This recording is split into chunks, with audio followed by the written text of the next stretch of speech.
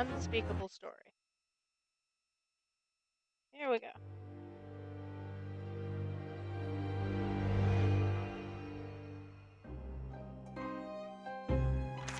Out of the It's pestilence. coming! Sholmes's cry pierced through the thick wall of fog around us. Wisps of vapor flowed over the pistol as I cocked it, and I waited, breathlessly, in the stillness. The silence lasted for what seemed an eternity, until, at last, it appeared. From the shadows of the cloud, an enormous beast sprang out upon us. A hound it was, but not such a hound as any mortal has ever seen.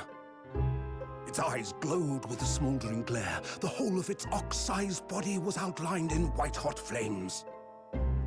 Its rumbling pant and hideous howl, so terrified was I that I began to tremble with fear. "Look well, Wilson," Sholmes declared, gazing upon the mystical beast. "For this is the diabolical hound of the Baskervilles."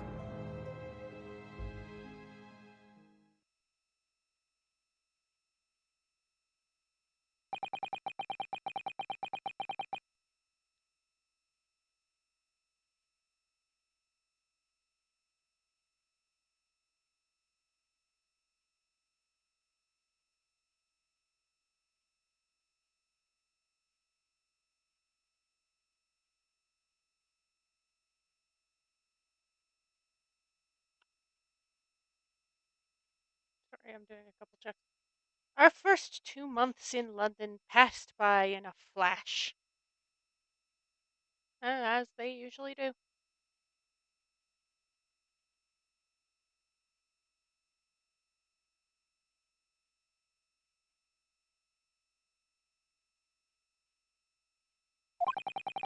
In that disconcerting courtroom experience we were first thrown into on the day we arrived in the country, and in Saseki-san's terrible ordeal that had followed closely behind, we had emerged victorious. However, however, there then came an abrupt end to our opportunities to appear in court. How dare? Which was hardly surprising, of course, since I was nothing more than an amateur, an unknown student of law from a faraway land. So life in our little office was very quiet. That is, until it was shattered one day by that faithful telegram.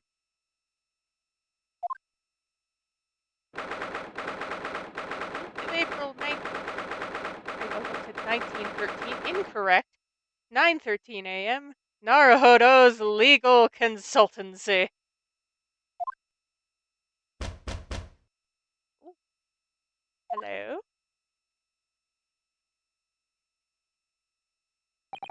We've got tea on. That's lovely. That morning, I was woken by the unreserved knocking on the door by the telegram boy. But after he'd gone, Susato-san's behavior became very obviously strange.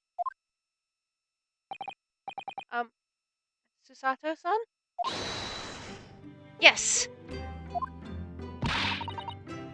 Is it time to leave for court already? No? Let me see.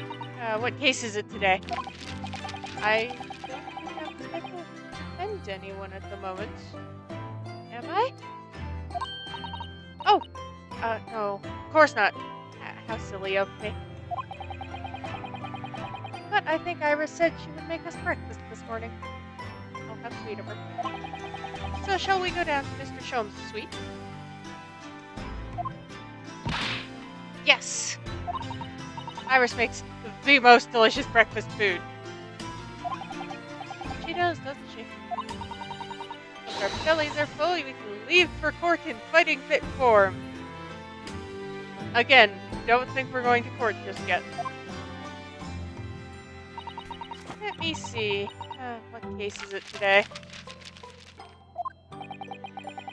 Here we go again.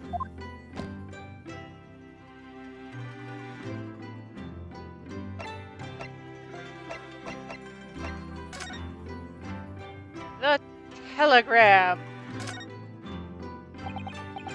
So, what was it about? The telegram that was delivered this morning, I mean. Oh, a telegram? I don't know what you're talking about. Are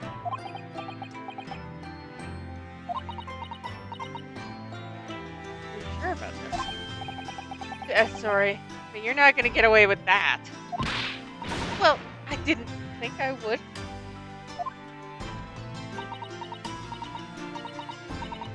Actually, don't give it a moment's thought. It's nothing interesting. Boring, in fact. It was just a boring old telegram.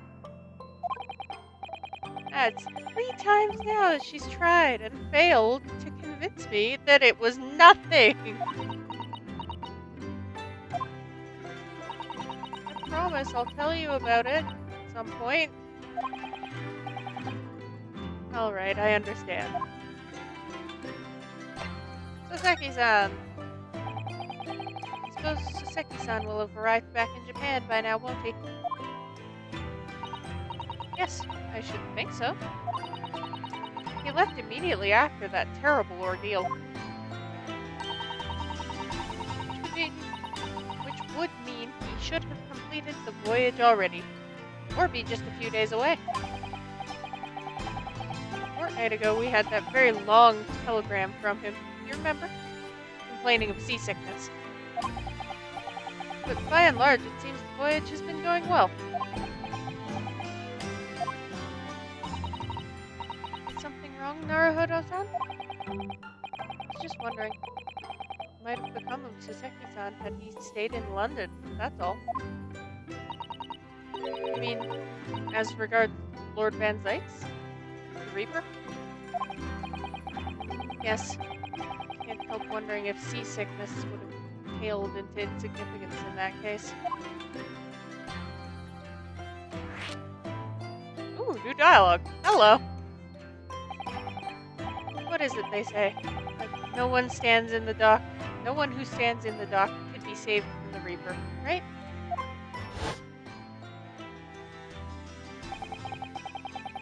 The way that nightmarish trial ended on the very day we arrived in London.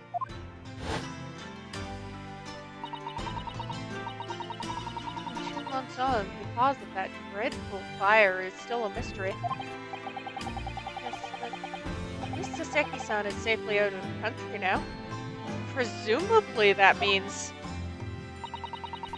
that the curse of the Reaper can only take effect within the confines of the city of London, perhaps. Even if that's the case, it's little comfort, a terrible sense of foreboding.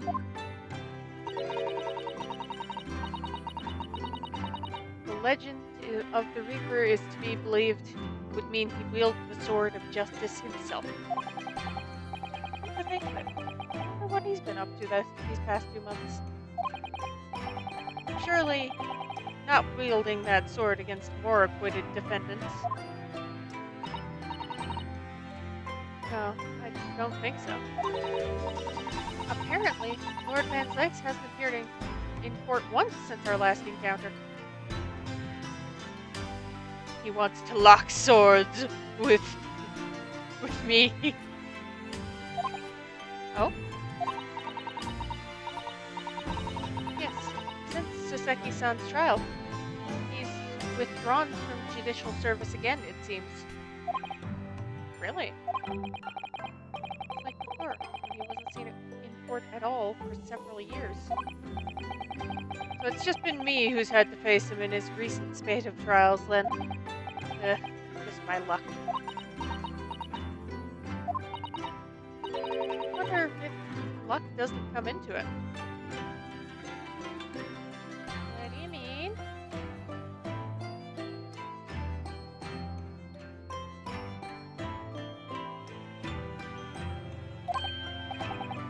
Sorry? What was that?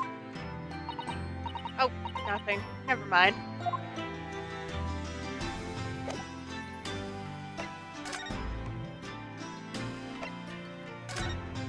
Away we go.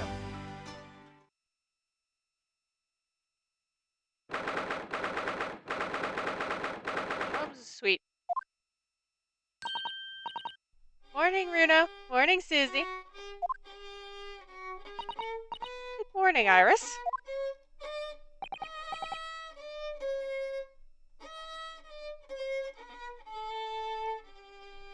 Iris? What is it, Runo? What is that terrible noise? Sounds like a cat being strangled. Oh, yeah. Sherlock Holmes does not fully follow his actual fictional counterpart. Because I'm sure Sherlock Holmes was definitely better at violin.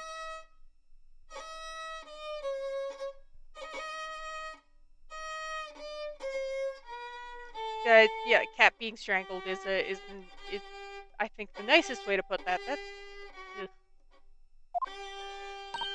Ah, yes. You noticed that, did you? It's not hard to. Hurley isn't in the best form this morning, it seems.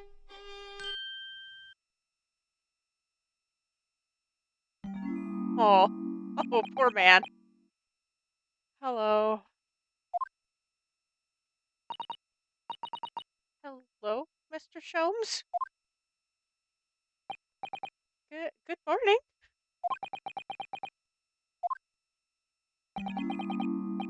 Good morning to die, perhaps. Look at that. Oh, wow. Has something happened, Mr. Sholmes?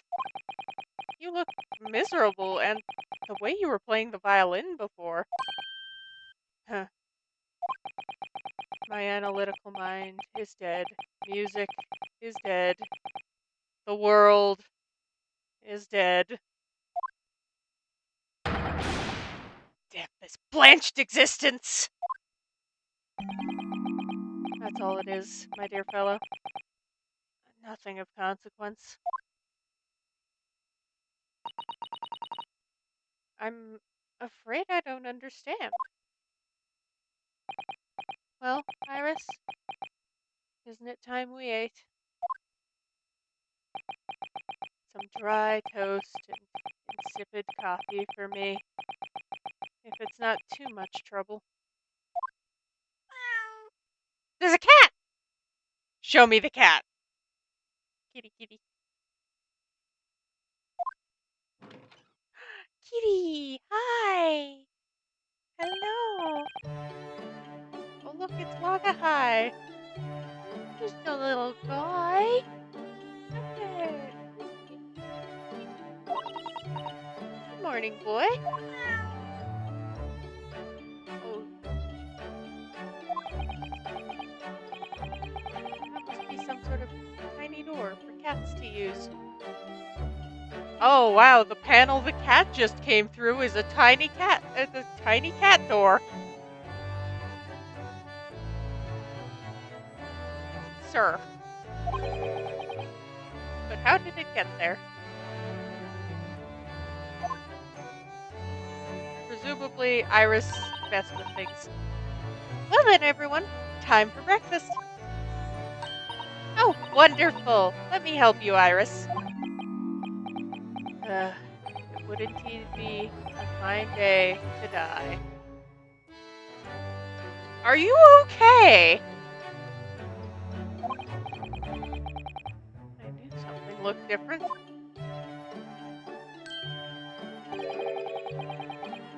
Something's missing from Mr. Sholmes' desk.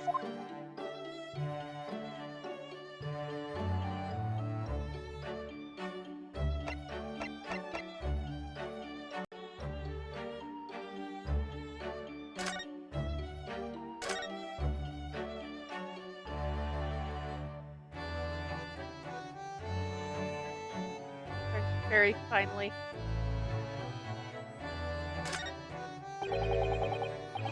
Shope's desk. It's completely clear. An enormous machine usually on it? We can never hope to understand what goes on in the great detective's mind, Mr. Naruhodo. Why, next time we're invited, we may find he's vacated the entire suite. That's scarily plausible, actually.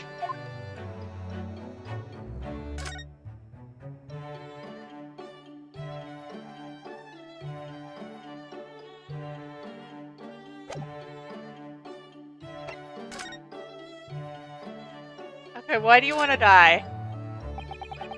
You seem to be very unhappy this morning, Mr. Sholmes. What's happened? It used to be the case that in my hands, this violin sung like the dawn chorus. Its melissonant tones would make flowers bloom. It would?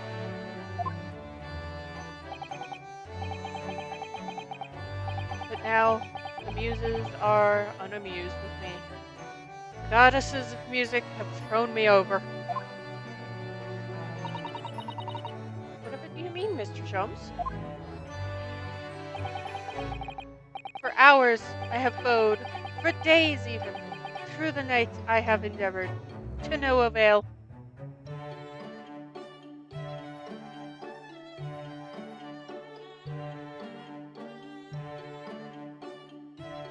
I'm sorry that your avail is unavailed. Or something like that. Or something like that.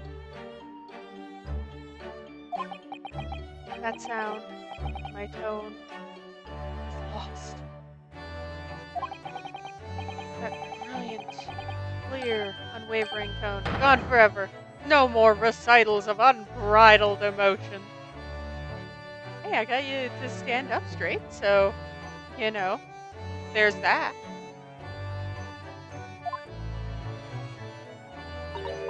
Well, you haven't been practicing much lately, have you, Hurley?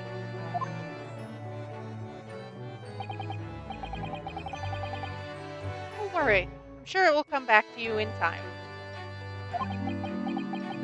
Heed my words, Mr. Naruhodo. The goddesses of the arts are fickle. Oh, mood. One day they bestow genius on a man, the next they unmercifully withdraw it.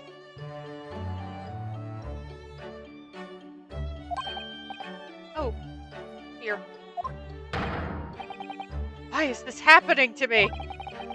They take the turn I have for the violin from me. What's left, for pity's sake? What is left?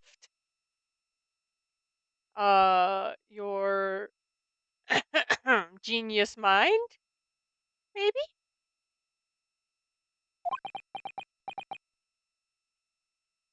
Oh, he's back to depressed now.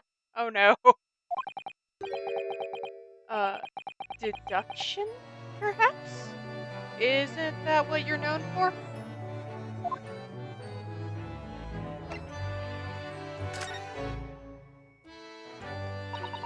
Mr. Sholmes, I don't like to pry, but your desk looks rather empty today. Ah, well done, Mr. Sato. Your observational skills do you credit. Oh, no, Mr. Sholmes, they pale into insignificance when compared to yours. Struggle not to notice, wouldn't you? You mean Hurley's great analytics, analytoscope. There we go. That's at Windibanks now. Or why? Sorry, it's at a windy bank? No, Windibanks. The pawnbrokery. He took it to the pawn shop?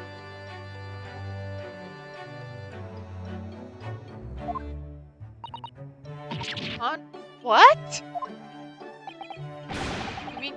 pawned that enormous machine of yours?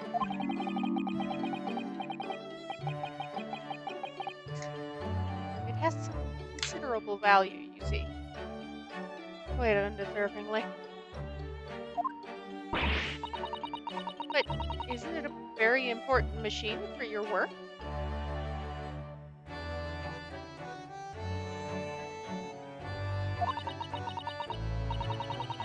I do wish you'd consulted us if your situation had become so desperate. I should have gladly passed what little income I have to you. I don't think that would have helped Susanna. Dear madam, things are far from desperate. Then why'd you pawn your big old machine? But the pawnbroker has your wonderful machine. How could it be anything but desperate? Making use of a pawnbrokery is quite ordinary here in London, I assure you.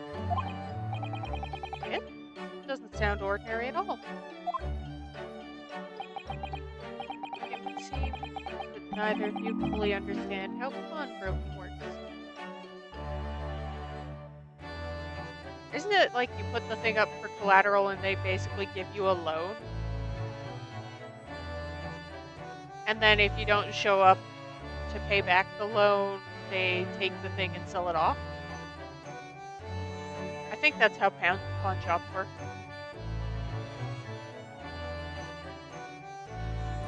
Off the top of my head. Oh, what's to understand exactly?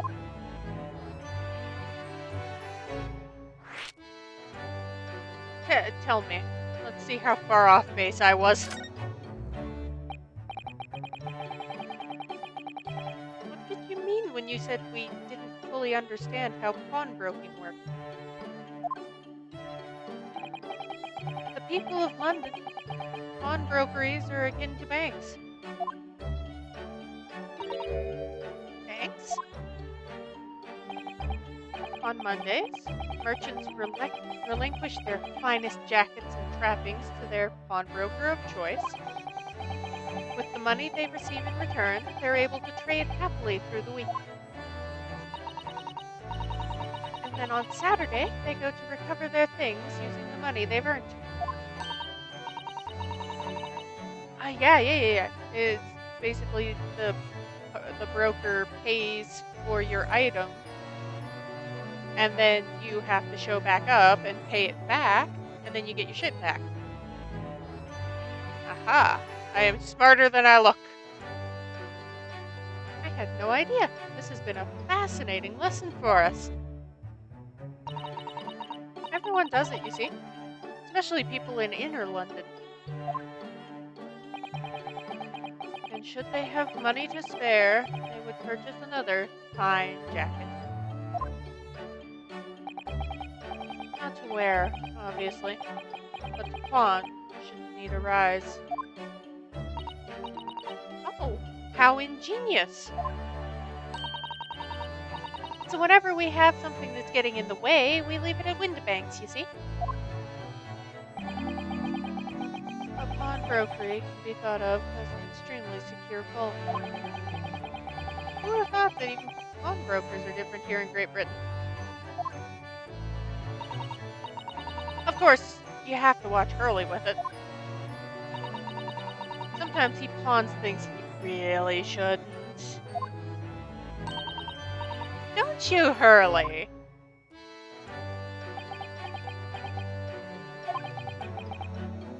Does it matter? The world is dead to me now. I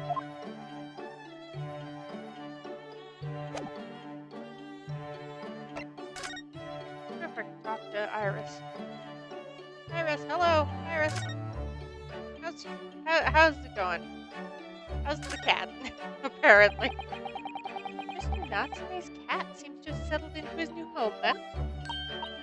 Oh yes, and I've become very attached to little Waggy. Huh. It would appear his previous owner has completely forgotten to him. are unfeeling creatures. Their muse is empty as the hearts of the muses. You are depressing today, my guy. Oh. If Mr. Natsume had no intention of taking Waggy back to Japan, I wonder why he kept him in the first place. I expect he would have taken him if he could. But pets are strictly forbidden aboard steamships in our experience. And for good reason. Terrible things can happen if the rules of passage are not obeyed. In our experience, of course. Well, I don't mind, because Waggy is adorable. Kitty. Oh. Yes, he really is. Oh, yes, what about the door? I don't remember seeing that tiny thing in the main door before. Where did that come from? Someone probably futzed with the door. Silly. Oh, you noticed? You are observant, Runo. It's not like the cat came through there or anything. Look, I used this.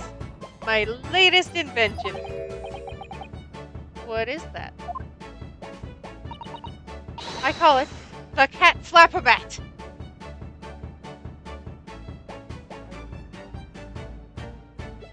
Uh-huh.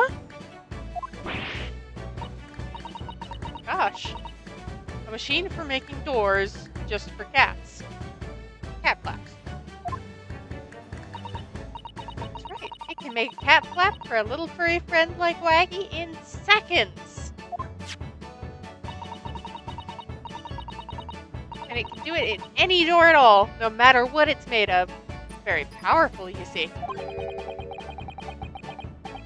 Wouldn't it have been quicker to just make the cat flap rather than making a machine to make the cat flap? Well, yes, maybe. But now I can make cat flaps anywhere I'd like. Uh-huh. With your cat flap-a-mat. Oh, I think it's wonderful. You must make one for us in the door of our office upstairs, Iris. Why, so we can see Wagaha more often? She really knows how to come up with unconventional inventions, this girl.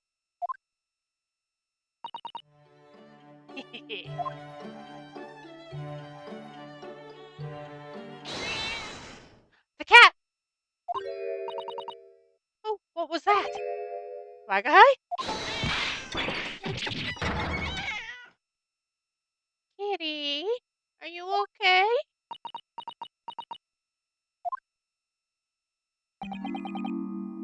What was that? Oh no! Wagahai's tangled up in your violin! Oh no. I think he thinks it's a toy. No! What's he doing to it? Oh dear. Sholmes' precious violin. Why should I care? What? I shouldn't be surprised. The cat is a more accomplished musician than I now. My God, depressing!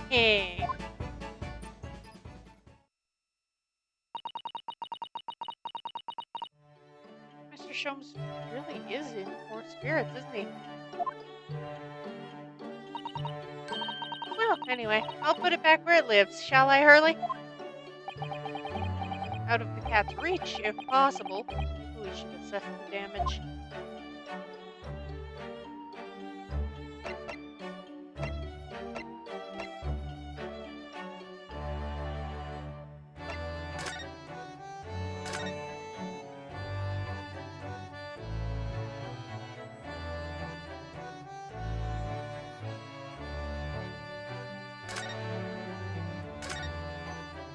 the two distinct sides of the room. That's cool.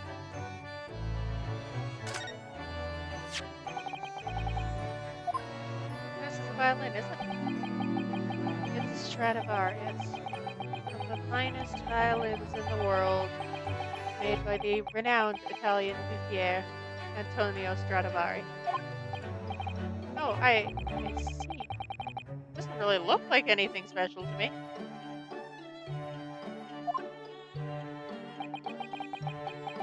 I happened upon it covered in dust, languishing in a pawn shop down a nondescript back alley.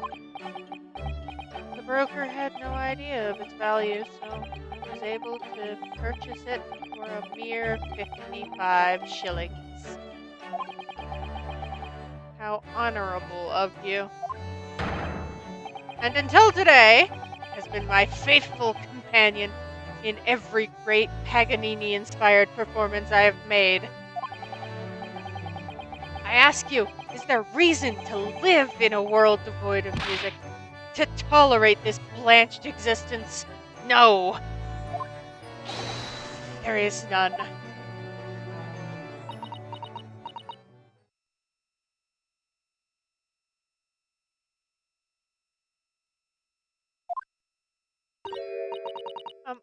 Mr. Sholmes? What, dear madam, what?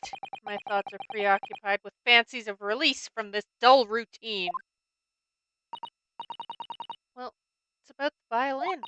It looks very different to normal, don't you think?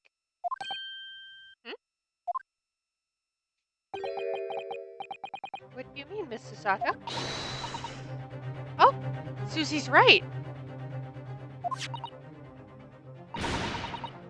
The tone of the wood is completely different. Did someone steal his violin? And that's not all. I'm sure there was no crack here before. It's not even the right size, is it? What's this?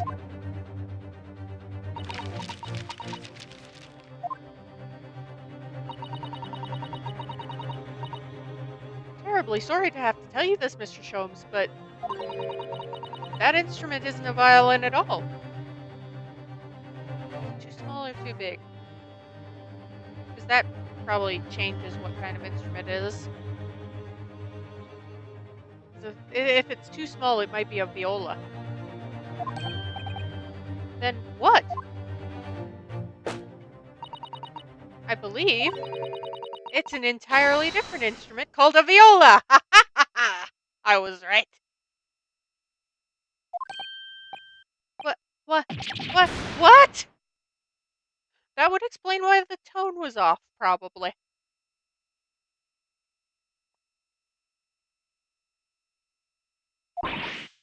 Oh, Mr. Sholmes, are you alright? You're right. You are quite right. This isn't my faithful Stradivarius. So what, pray, is this piece of stringed flotsam? Not your faithful performing partner, then? Which explains the issues. A little bit. Because violas have a similar... I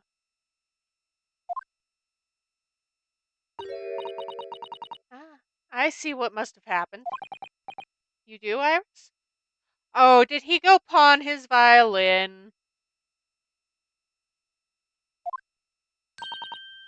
This is just a simple mix-up. Sounds like Iris might be able to tell us exactly what's happened if we asked her. Did he pawn his violin and then the pawnbroker went, "Here's your violin"? And meanwhile, the violin was like hidden in the back room.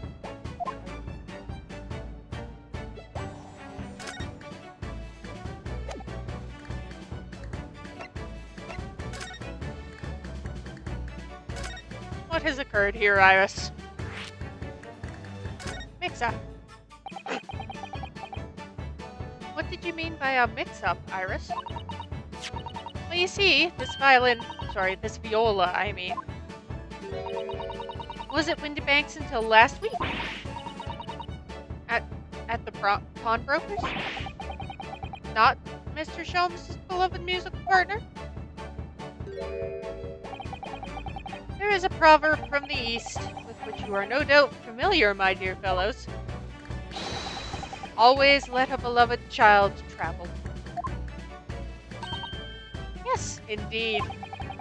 So you sent your beloved violin to the pawnbrokers in hopes that it would experience personal growth? Ah, what a wonderful idea. Last week I pawned my great analytoscope in order to release my precious instrument. But it would appear Mr. Windibank mistakenly furnished me with this tawdry fiddle instead.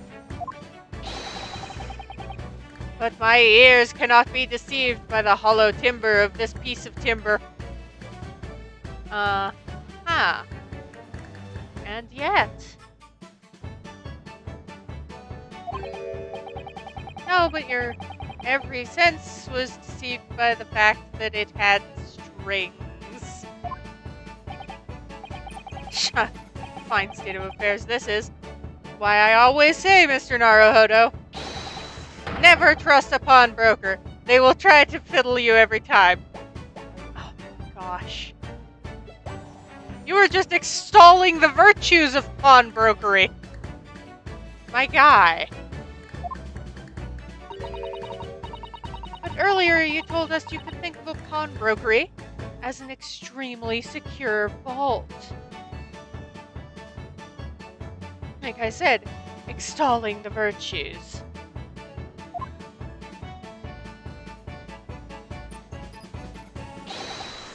Come, Mr. Naruhodo. Dilly-dallying will get you nowhere. Sorry? Crunching your toast with that vacant aspect. Pressing your coffee so obtusely. Are you not a little embarrassed by your own conduct, considering the urgency with which we are faced? Ah yes, we've got to get your Stradivarius back from the pawnbroker. Hopefully you'll return the viola.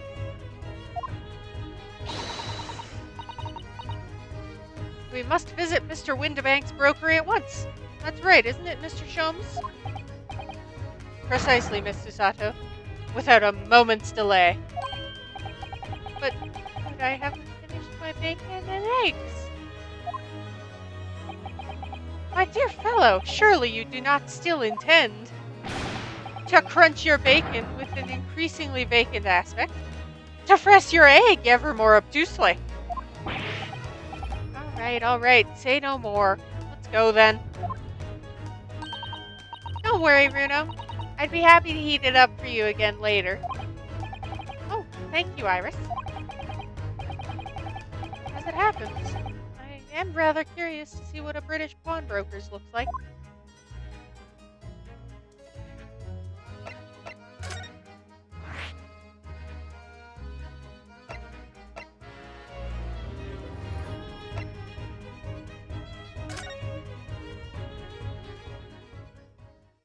Let's go to Windibank's pawnbrokery.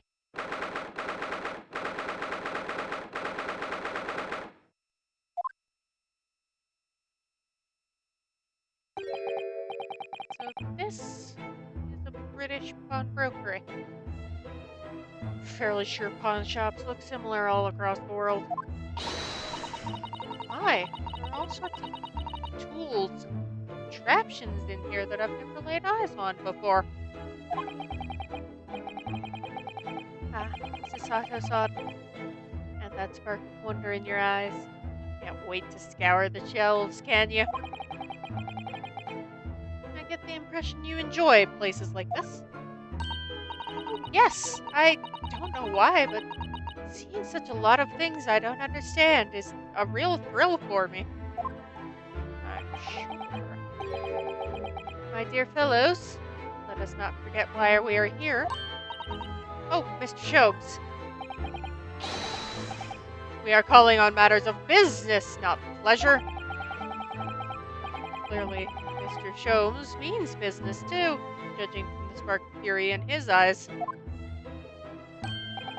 Ah, Mr. Shobes, sir, welcome back. Did you hear that brazen welcome? Yes, we are potential customers, after all. We are disgruntled customers, Mr. Naruhodo.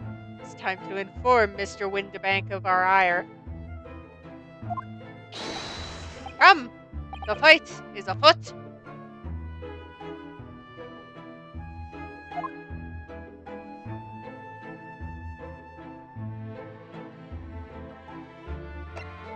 Hi!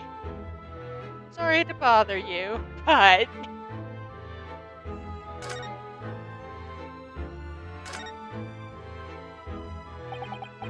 Naturally, you will recall this, which I retrieved from you some days ago.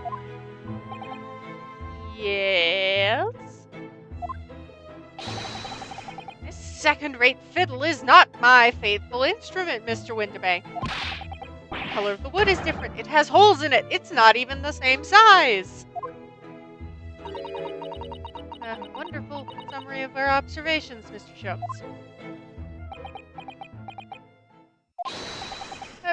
I'm so very sorry, sir. How utterly unforgivable of me. An inexcusable mistake for a pawnbroker. There's only one way to make amends. Run away. I shall have to take my own life. Hey! There is a different way to make amends. And it's called looking in the back for the actual violin. Unless you've given that to whoever's viola this is.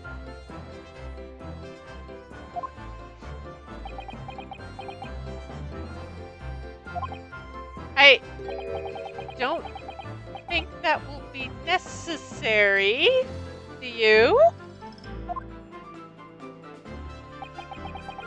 I may just say one thing before I hop off. Yes? It was you, sir, Mr. Shotes, who took it upon himself to remove the item the other day, I believe. Sorry? As I recall, I entered the storeroom to fetch your violin when I heard, "Ah, here it is." You did? Oh, okay. You're just a dingus. Got it. I mean, that's what I expected. I expected some level of dingusness. And when I turned to controvert you, you had taken the viola and left, sir.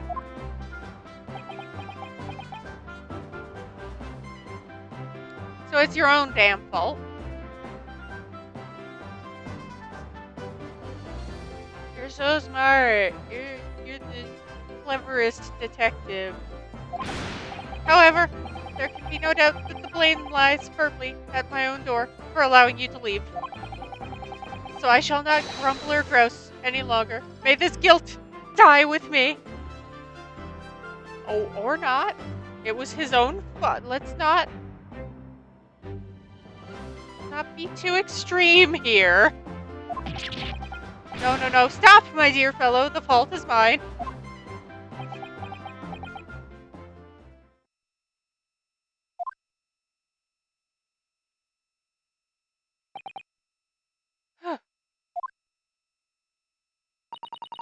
Would appear that the fight is over. I do humbly apologize, Mr. Windibank.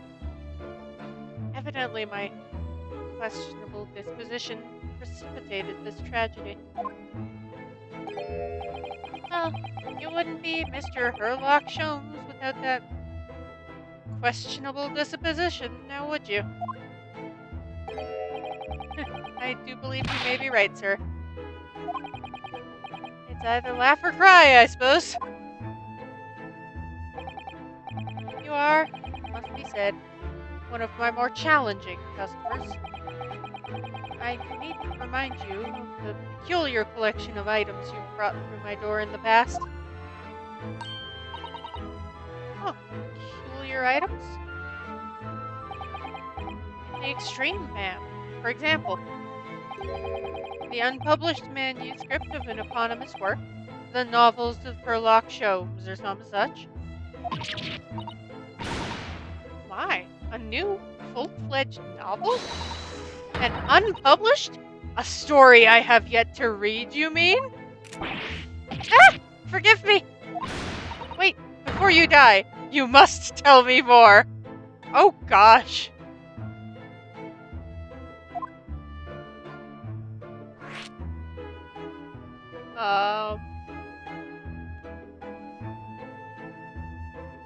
It appears Herlock is not the only one with a questionable disposition. Must know more. Tell me everything.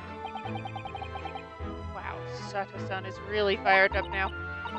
Is there really an unpublished story under this very roof? Well, one day the gentleman here brought in an old metal chest, you see. I should like to entrust this to your care for a while, Mr. Winterbank. For a chest like that, 1 shilling, sir. Not a farthing more. This is something of very great value indeed. The latest manuscript recounting the adventures of one Mr. Herlock Sholmes. Beg your pardon, a manuscript? You wish to deposit a manuscript? Indeed I do, for I am confident it will be quite safe here. And that was that. As such, Mr. Sholmes's latest tale of otherworldly mystery lies dormant in my storeroom. Mr. Sholmes, is that really true? I would put good money on it being true, actually, yes. He seems like the type.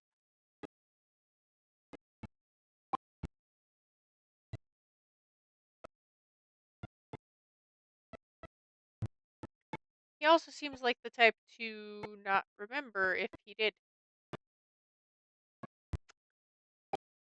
Do I sense that someone doesn't want to talk about this? I continue to pay your fee, do I not? Then kindly continue to store my belongings securely. Of course, sir, of course. They're safe and sound with me, I assure you, on my life. This is all very strange. I wonder, could I ask you something? Ah, a gentleman from the East, I see. Yes, that sable suit. I suppose I could offer you 6 pence for it. Without wishing to offend, the tone is somewhat dull. Sorry? Aha! But you're for your splendid attire, ma'am. 5 guineas, no less. The colors are exquisite, the design exotic. Eastern artistry at its finest, may I say. Oh my, 5 guineas, you say? Do not strip down in the pawn shop, Susato.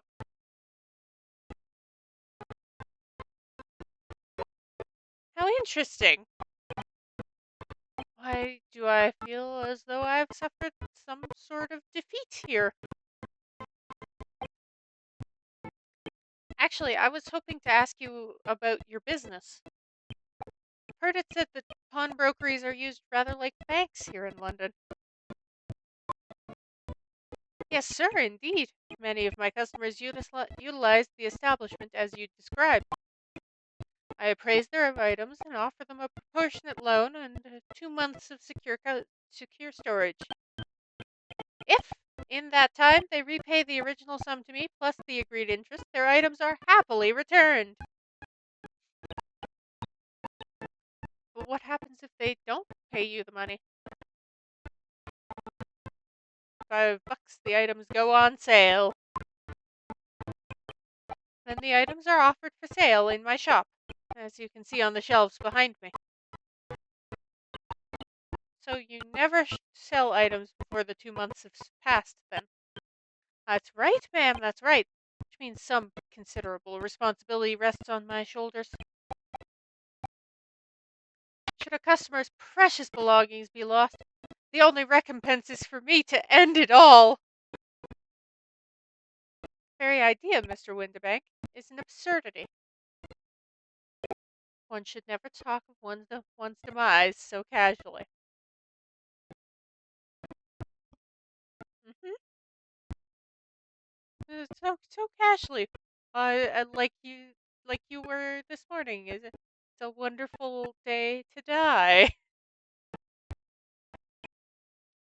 says the man who was telling us all it was a good day to die only this morning.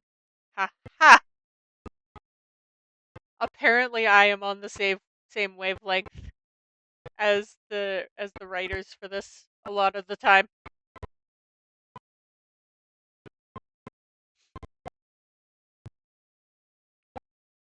And let us not forget that I have already helped you to take measures to ensure such a tragedy never occurs. Have you really?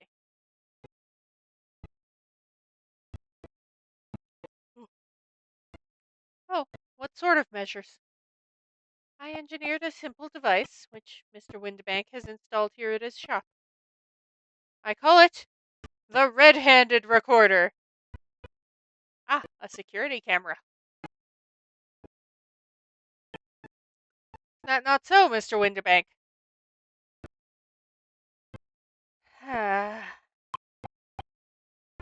What was that deep sigh about?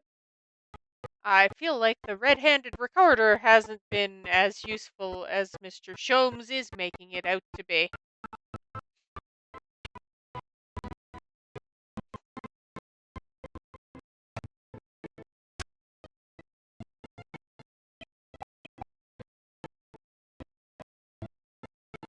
What on earth is a red-handed recorder?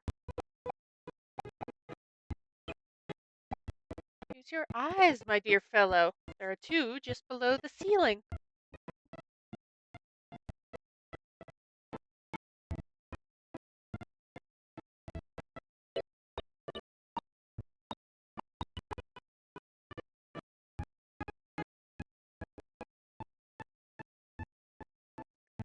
I can see what appears to be a camera attached to some sort of timing device.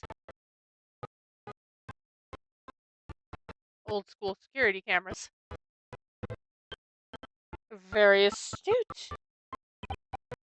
It is indeed a camera, furnished with some 100 pieces of celluloid film. And every 30 minutes, precisely, the camera automatically records the appearance of the shop.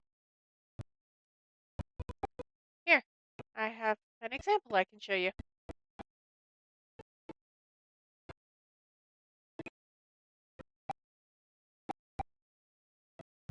Ah, yes, a print from the camera set to record the activity at the shop counter. I developed a special type of film so sensitive it produces a crystal clear image even in darkness.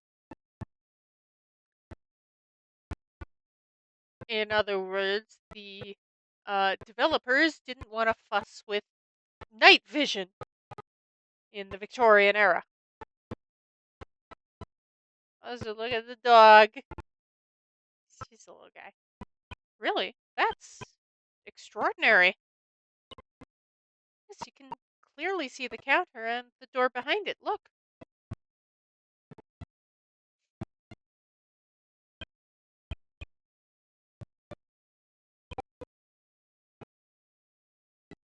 So you see, were someone to enter the premises with ill intent, his identity will be summarily exposed. You know, most people don't hang out for half an hour. If they're just coming to steal something, they're gonna grab what they want and book it. And it's gonna be like, what, 10 minutes max? But did you not say the photographic prints were taken at 30-minute intervals? That's what I'm pointing out. Indeed, as you say, my dear madam.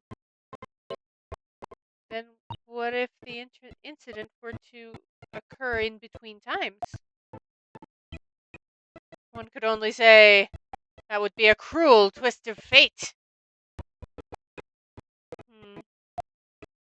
I must confess, your devices have been giving me some cause for distress of late. I beg your pardon, Mr. Windbag? Surely they are anything but distressing. Reassuring is the word. It's the cost of the film, sir. You most graciously placed not one, but 2 cameras in my shop, after all. Which means I must pay for nigh on 100 utterly useless prints every single day. I'm afraid the cost of the film will break me before I'm very much older.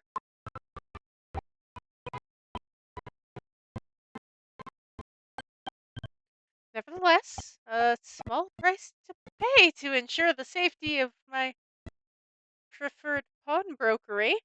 No? My dear fellows, we verge on an age where safety and security come at a price. Oh, heaven help us!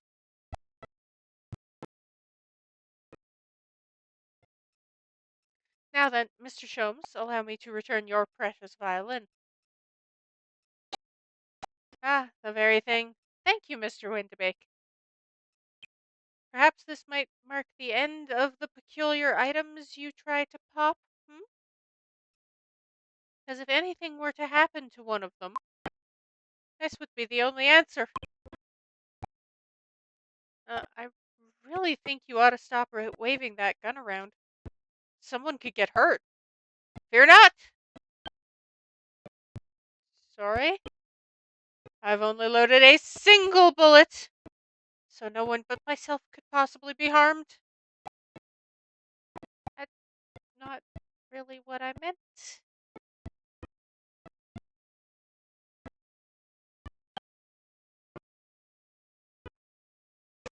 And day to you then, Mr. Winterbank. It's been a pleasure as always, Mr. Sholmes.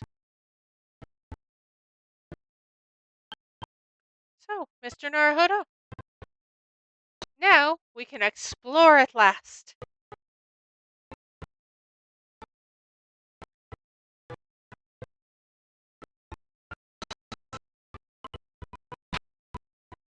Look at this.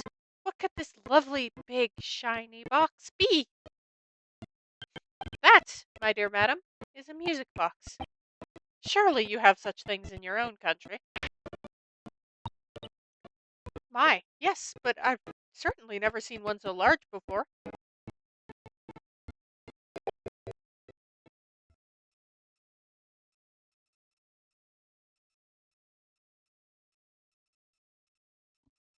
Shall we listen a while?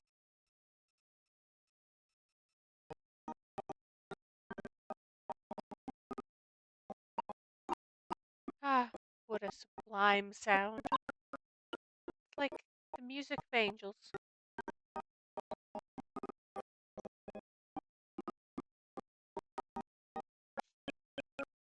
Never heard anything like it before in my life.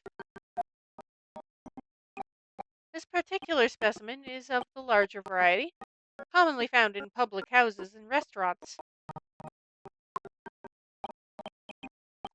There is a metal disc inside on which the notes to be played are recorded. Simply by replacing the disc with another, any music you care to imagine can be played. My goodness, what a simply delightful machine! Indeed, though their popularity has waned recently with the development of the gramophone, of course. Ah, science and technology advance at such an overwhelming pace. Oh, I can't look at the big old grandfather clock.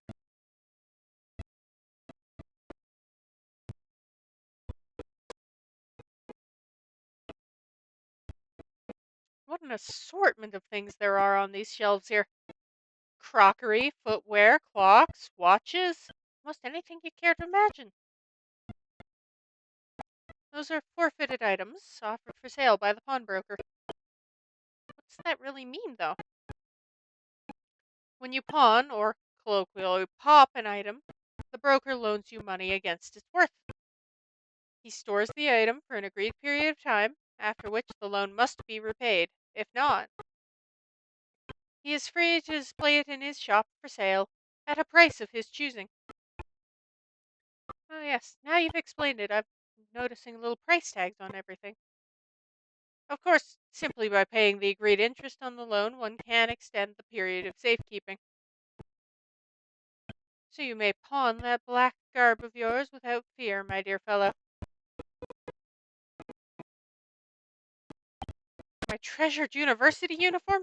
Never! It embodies my student spirit.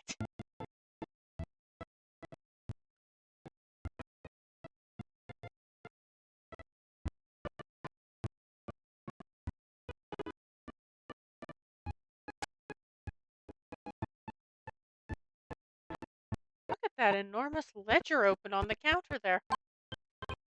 Mr. Windibank is, if nothing else, very particular about recording the items he accepts. Very important, keep your records. He'd have to be, otherwise he'd get himself into all sorts of trouble. Which might explain the thing that catches my eye far more than the ledger. This revolver here. That he kept.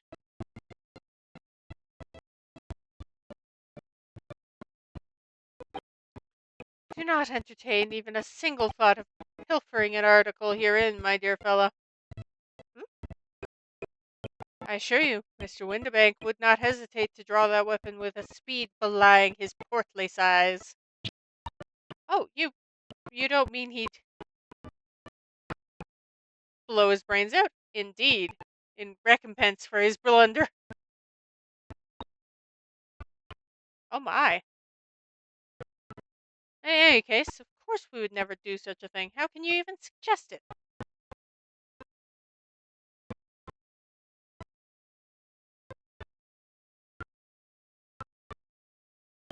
There seems to be a little door hidden behind that curtain there. That leads to the storage room, where Mr. Windibank keeps articles that are currently in pawn. Ah, I see. Nothing of particular interest inside. I certainly wouldn't recommend any larcenous activity. Well, yeah, because Mr. Windibank would give himself a brain injury. Recommended or not, it's not something I tend to do. There is but one key, and Mr. Windibank keeps it in his pocket at all times. That feels like it's going to be important information later. Before he sleeps, he places it into a small pot, which he slides under his pillow. How on earth do you know about that, Mr. Sholmes? I am a detective, sir. It is my business to know what others do not. I am frequently assailed by information that I neither care for nor wish to retain. Mr. Sholmes, you are a wonder. And the prime suspect if this pawnbrokery is ever burgled. Especially because he knows how the cameras work, because he set them up.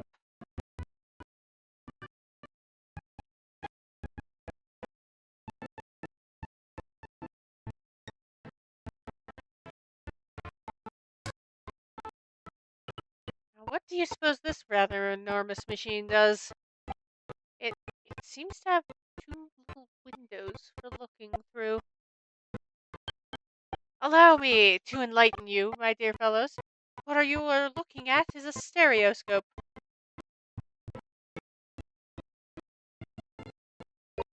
A stereoscope? Fascinating. It is aptly named, I assure you. Look through the eyepieces and see for yourself. Oh, I should be delighted to.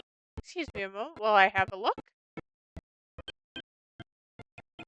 Before you do, there is something I should point out. My dear fellows, in order to see the image properly, stereoscopically as it were, you will need to be cross-eyed. However, if that is beyond you, it is of little consequence today.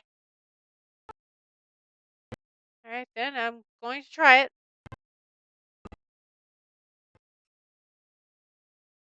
Ah! Mr. Naruhodo, you must see! At once! Oh, alright then. So I need to be cross-eyed, like I'm trying to look at my own nose. Let's see this. Oh, it's... What the?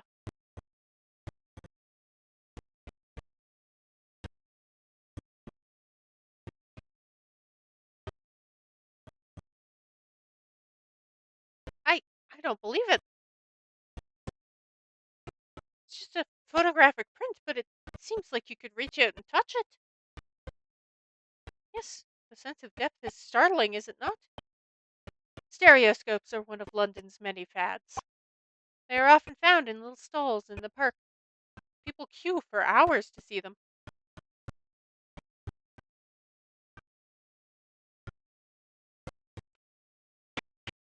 What? Why are people meddling with such black magic? It is a factor of how your eyeballs work. It is not black magic. It is no magic, my dear madam. It is, well, far too complicated to explain at present. We'll save this lesson for another day. Something in how your eyes take in information, I think. I believe. I know how they work, I just can't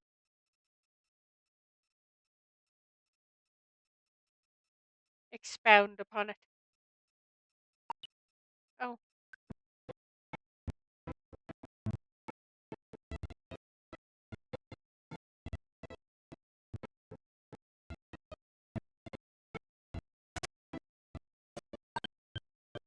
this! Whatever could it be used for? Um, I have no idea. Ah, there's a small catch just here. Look. We're going to open it, aren't we?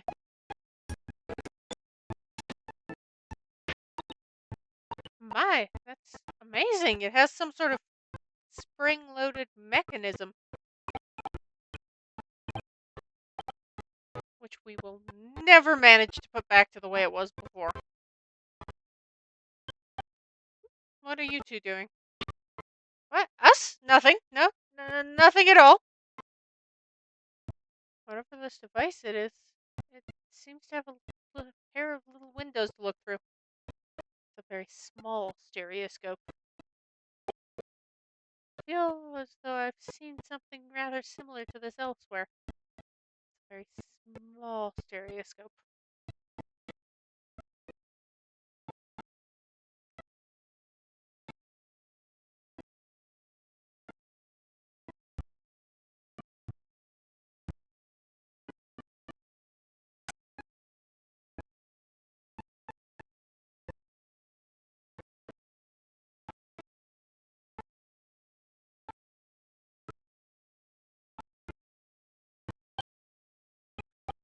That's not a calendar you could easily miss, is it? 15th of April. Today's date. Yes, that's not for sale, I must point out. It's an Eastern style page-a-day calendar.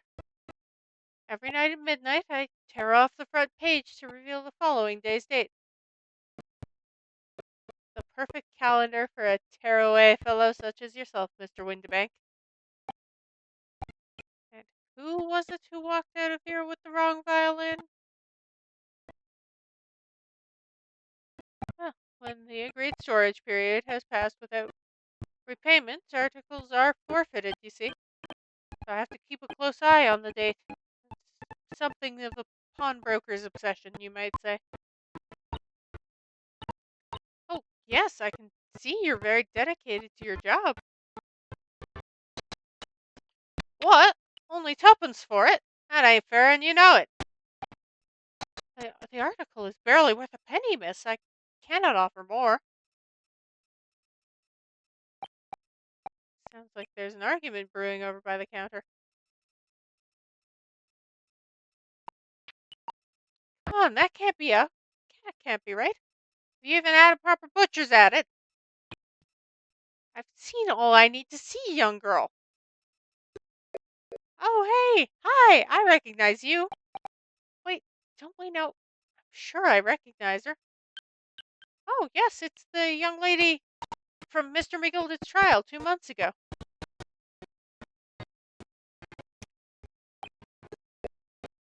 Gina Lestrade. She's a chancer. Earns her crust among large crowds, relieving people of their purses. It's commonly called a pickpocket.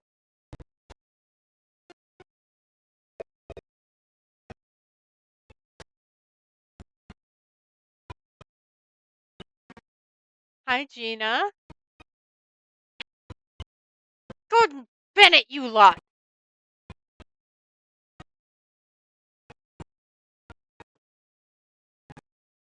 Looking things up.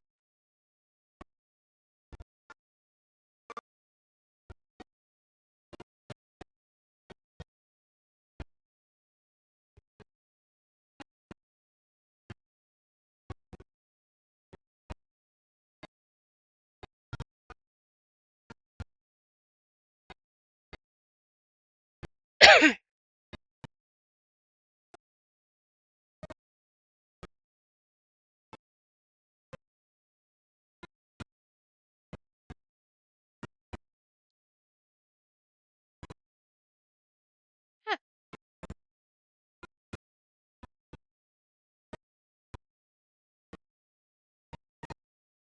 Okay, so that became an exclamation of surprise because of a reporter who wrote ridiculous stories. I go down rabbit holes. It's fun. Hello, Miss Lestrade. I hope you've been well. Eh? What? You remember me then, do you? Well, I remember being completely surrounded by smoke, that's for sure. So, what are you doing in here? Down and out like the rest of us? Nothing to eat? Come to pop that black coat, have you?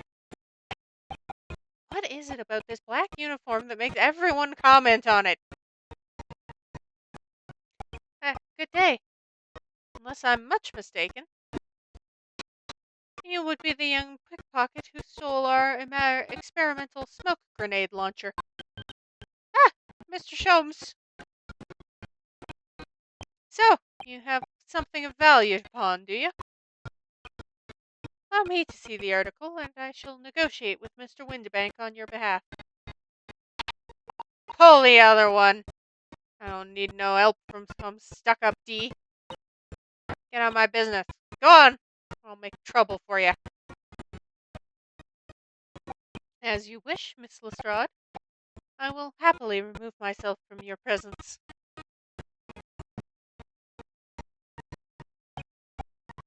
He's really done it. He's gone. I'm sorry, but as I said, there really is no room for negotiation here. What is that thing he has in his hand? Kind of metal disc? You! Go on! Leave me alone! Oh, Miss Lestrade, just pretend we aren't here. We shan't be offended in the slightest. Oh, she's so grumpy. Also, that metal disc looks like it goes in the music thing. Susato-san can really stand her ground when she wants to. Whatever.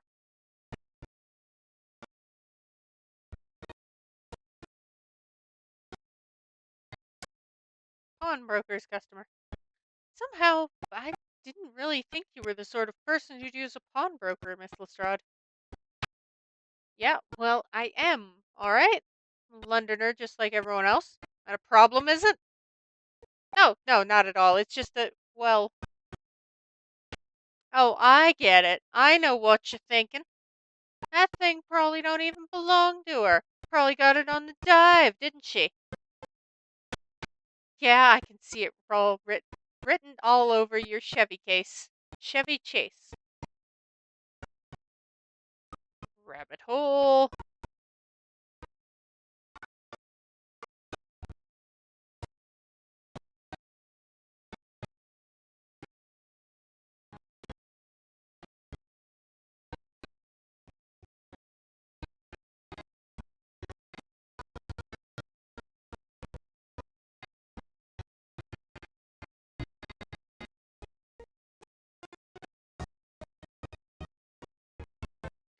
Although that might be a case of the rhyming slang I've heard of. Oh, for goodness.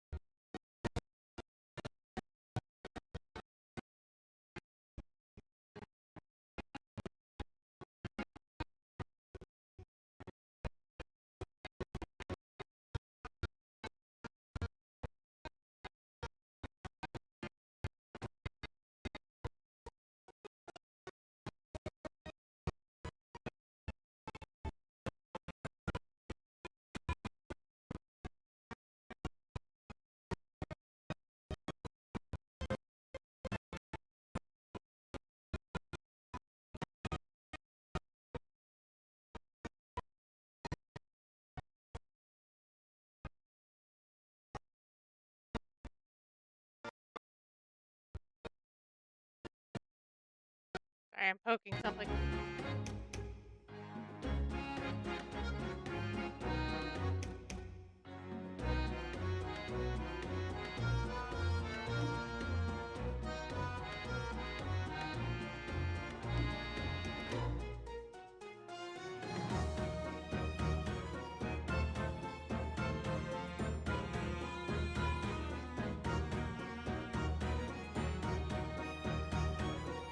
Anyway, there was this period of time, rhyming slang, as it were, where they would take the phrase they're trying to say, and then they would rhyme with the last word in the phrase.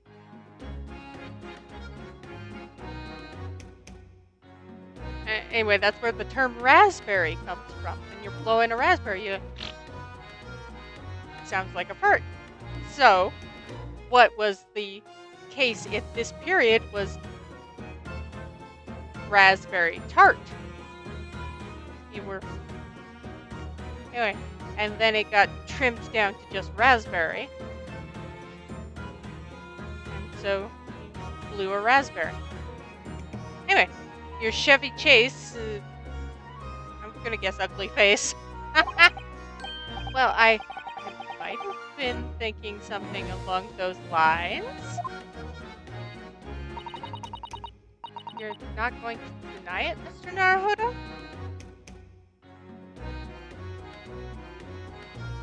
What would be the point of denying it? Alright, then I'm just gonna come out and ask you straight. Do you pawn things that you steal from other people?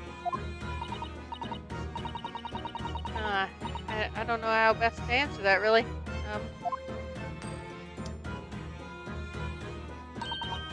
Suppose.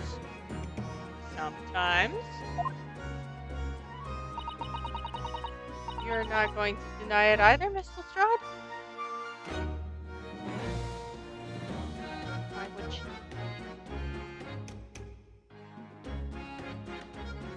Hey, Mo, ask her straight. She answered straight-ish.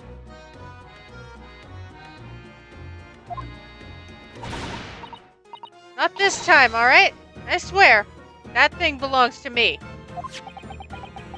The disc that Mr. Windibank is holding. Perhaps we should see what he has to say about all this. No, that looks like a music box disc.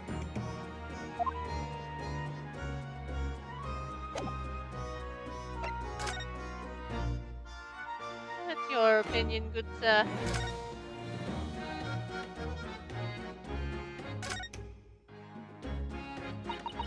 Mr. Winterbank, what exactly is this metal disc that Miss Lestrade has brought in? It seems to have hundreds of tiny little bumps on its surface. It's a music box disc, I knew it. This is a music disc, you see? For use inside a music box. In a music box? What? You don't even know what a music box is? Eastern lot ain't too savvy, eh? I know what a music box is. I've just never seen one of these discs before. The small protrusions on the metal disc encode the tune to be played by the music box. You simply insert the disc and set the machine going, and beautiful music plays. So incredible. Tell us, what tune is on this disc? Well, I'm afraid I couldn't tell you that. There are so many different types of music box, you see.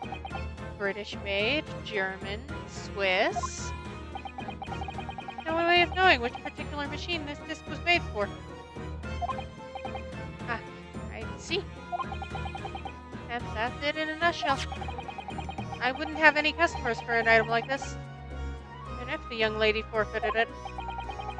Really, I'm already offering more than I should at a penny. That's a packet of lies. He told me he did. He said it was, well...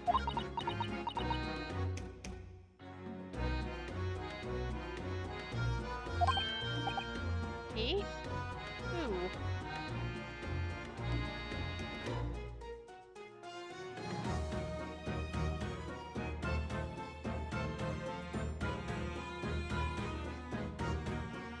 Marvelous question. Never you mind. It ain't right, that's all. That disc's worth good money, I know it is. Well then, you'll have to try your luck at another pawnbroker's, won't you? Ah!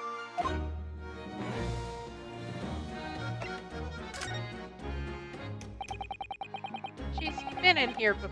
She's been in before, of course, this little tatterdemalion. Tatterdemalion?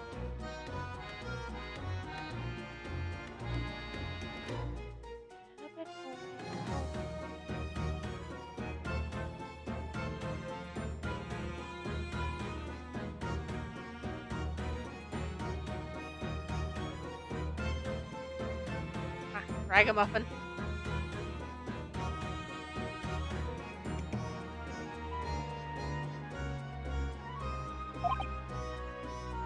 I see. Brought some dubious article or other with her every single time, I might add. Dubious? What are you trying to say? An honest customer, me?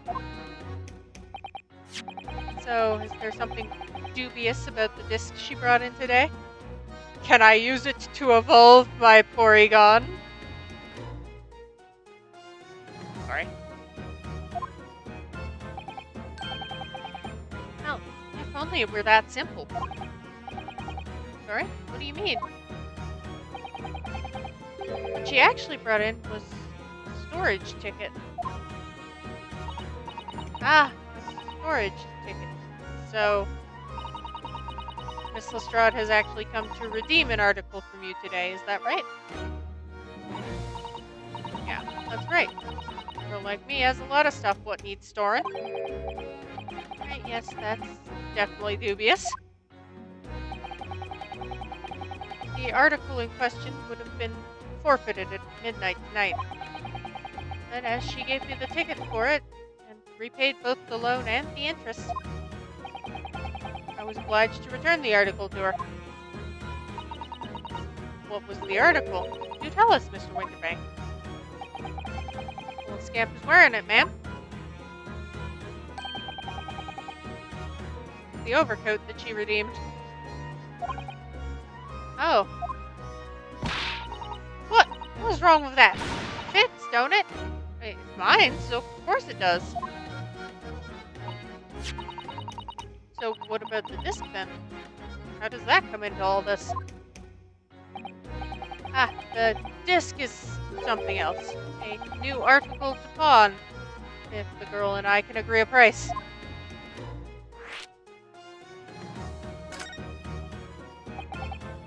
I'm confused. I thought you said that Miss Lestrade had brought in a storage ticket today. It's really quite simple. Yes, the child brought me a storage ticket, and the money owed on it, as you say.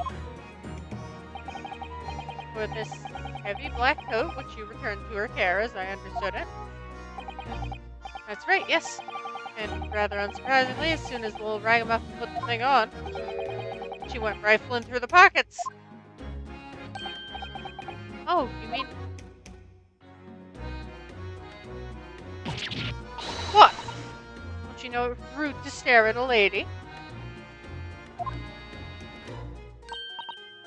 Ah, I see. So it came from the pocket of the overcoat, did it?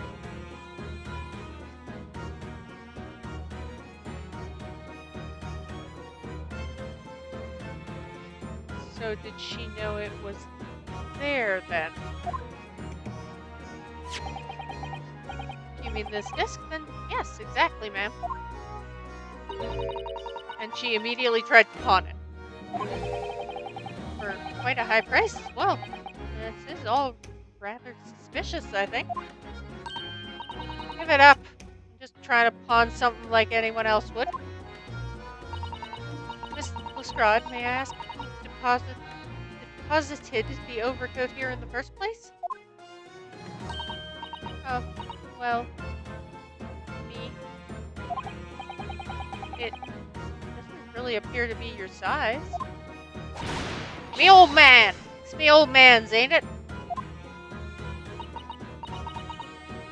Is it, Miss Lestrade?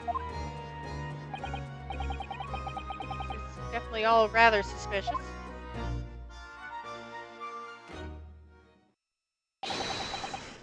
Out of my way, please! Well, you look rather dapper. Who's this picture postcard English gentleman?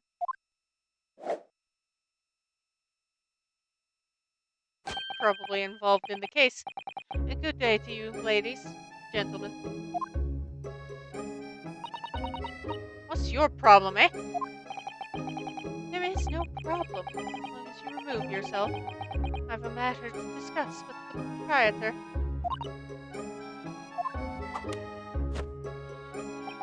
And if you intend to make a problem of it, I shall see you outside, little girl, for the hiding you deserve. Look, ain't it obvious? I ain't done talking with him yet. You think you're such a gent? You should know how to wait in a line. Well, you are an impudent little brat, aren't you? As well as a pickpocket. Eh? Who are you? How do you know who I am? The question is, how do you not know who I am? You haven't the courtesy to even remember the faces of your victims, it seems. Oh, what did you yoink off this guy? What? You mean from you? Broker. Yes, sir? I believe this filthy pocket thief has just redeemed an article from you, no? Yes, the article in question belongs to me. I demand for it to be returned at once. Oh my. Now that's a lie. What are you trying to pull? Give me back my overcoat, you wastrel. Needless to say, any music box discs, too.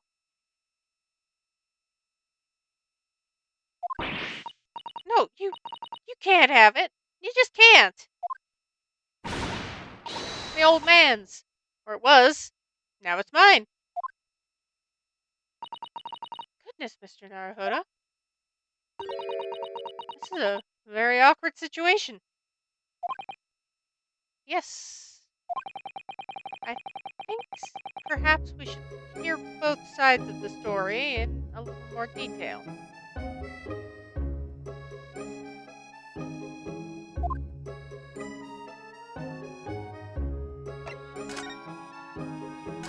The gentleman's accusation. Miss Lestrade, is what the gentleman is saying. What do you think? It's all lies, ain't it? Obviously. Swear on my life, I never laid eyes on that dandy before. Let's hear it now, you little ragamuffin. You stole it, didn't you? That ticket you brought in here just now. No, I swear it. I swear to God. Barely an hour ago, I was walking along the street, minding my own business, and this little gutterling ran into me. I knew at once what had happened. I've been robbed yet again, I thought to myself. Wretched pickpockets. Yet again? Oh, yes, as you can see, I am a man of impeccable style. This isn't the first time I've been targeted by these backslum scoundrels. Now then, relinquish my overcoat. Along now, Miss Lestrade. Give the good gentleman his coat back. If I cause trouble, I shall have no choice but to call the police. Hold on. Why does everyone think it's me? Look at this dandy cove. You think I'm the dodgy one? Sorry, but no one's going to believe you. I think, actually, I shall believe her. Because, well, what about evidence? Yeah! Where's your evidence that I've stolen something, eh? Come on, let's see it. Oh, I have evidence. Naturally. You what?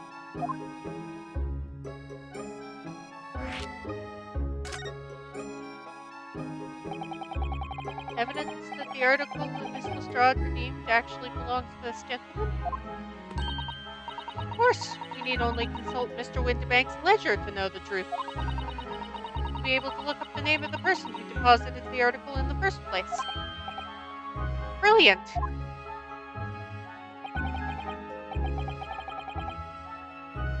Very sorry, but I'm afraid that won't be possible. Oh! I never ask customers' names. That's a strict policy of mine. But why not? Well, now, as you can imagine, some of my customers have circumstances to consider. A great many of them prefer to maintain their anonymity, which I suppose is important for some of them. Yes, I see.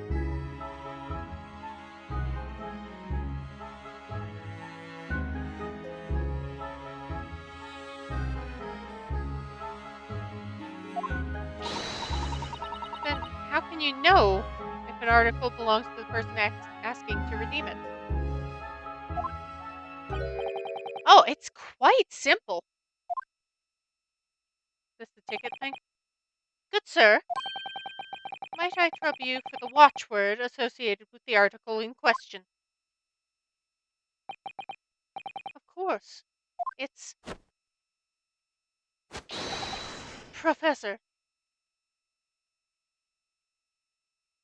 Is your name in any way akin to Moriarty, perchance? Yes, that's right. And all the evidence we need. This gentleman is the rightful owner of the article, without doubt. A watchword? Interesting.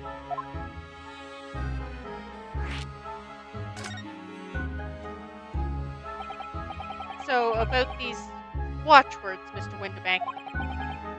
As I just explained, I never ask customers' names when they deposit items with me.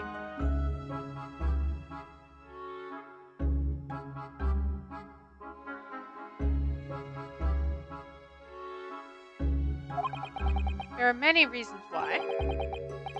Certain customers would like to keep their activities secret. Dork-ass man.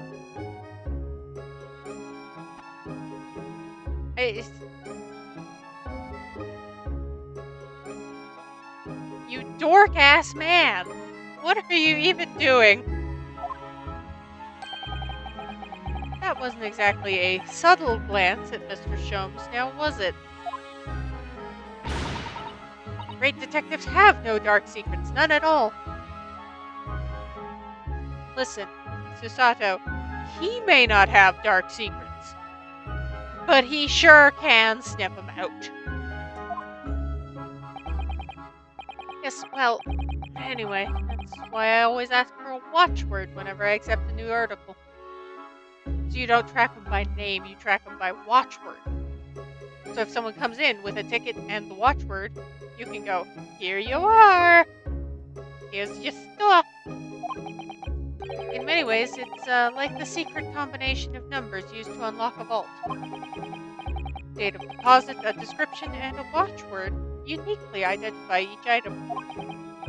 And of course, then I give the storage tickets to the customer. When someone comes to redeem something, I ask for the ticket and the watchword. So why did Gina get the coat? How could she have known the watchword? And if that someone tells you the correct watchword, you return the article? That's right, sir, yes. Just as soon as the requisite fee is paid. And I have supplied you with the information you require already. But, for the avoidance of doubt, the article in question is an overcoat, deposited 2 months ago on the 15th of February.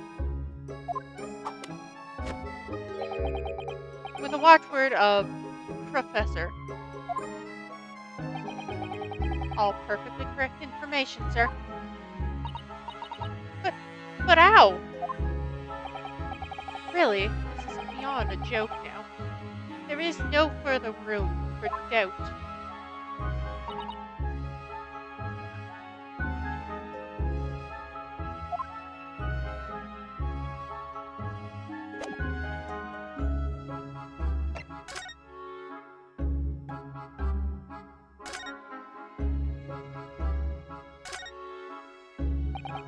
Excuse me, but who are you? Oh, names. Hi. One would expect the inquirer to introduce himself first.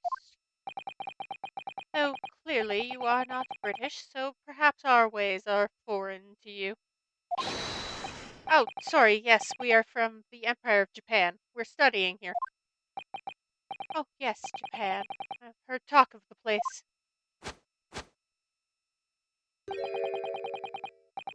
What was the interpretive dance? The hell was that? Its inhabitants live on some fiery brown-colored soup, dressed up with exotic spices. You might be thinking of somewhere else. And what was that theatrical gesticulation about? I called it interpretive dance, but... Perhaps. Anyway, if you are a gentleman, sir, you offer your own name first, before inquiring after the name of another. Ah, of course, yes, I'm Ryunosuke Naruhodo. I'm a lawyer. Well, student of law, really. My name is Susato Mikotoba. I am Mr. Naruhodo's assistant. I see. My name is Benedict. Yes, Eggert Benedict.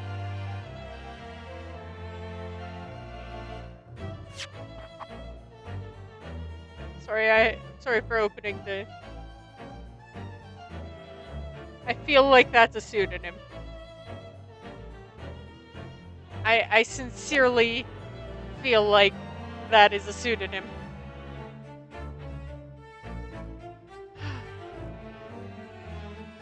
Alright, Aggie, what you got for me? Enchanté.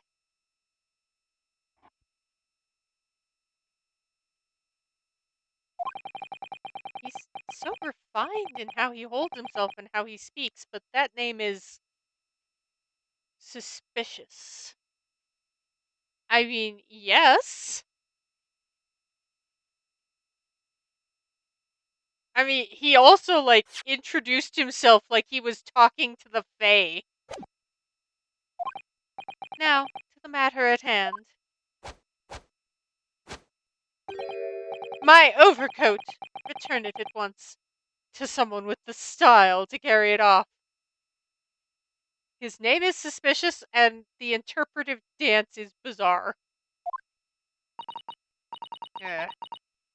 Movie makes every breath he takes.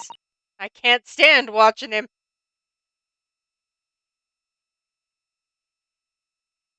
Also, I think your overcoat looks better on Gina. I'm sorry, my guy. You don't seem the type to wear black in your all-white suit.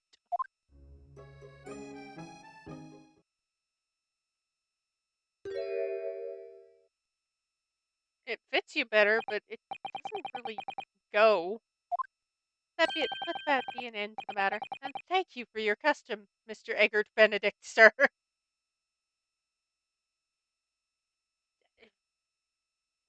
No, that's a pseudonym. That's a pseudonym, I swear. Why are you... Can you stop it with the interpretive dance? With such reasonable rates of interest, I may even decide to come back.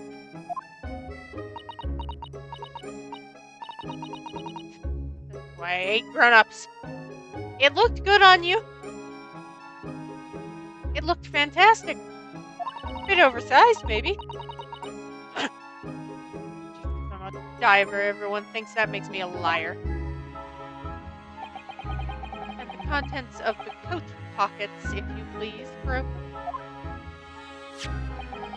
But of course, sir. Here is the disc for you. Just this one? Pardon, sir?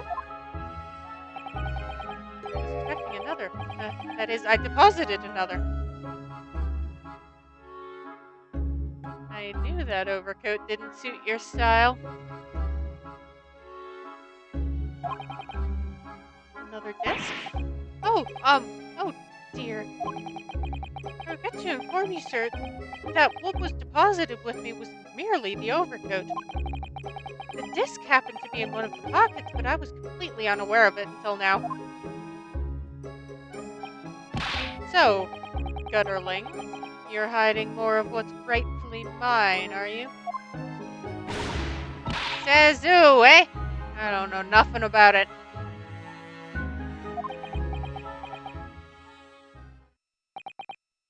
Very well. Then I shall bid you farewell. Say goodbye to style. Wait a minute.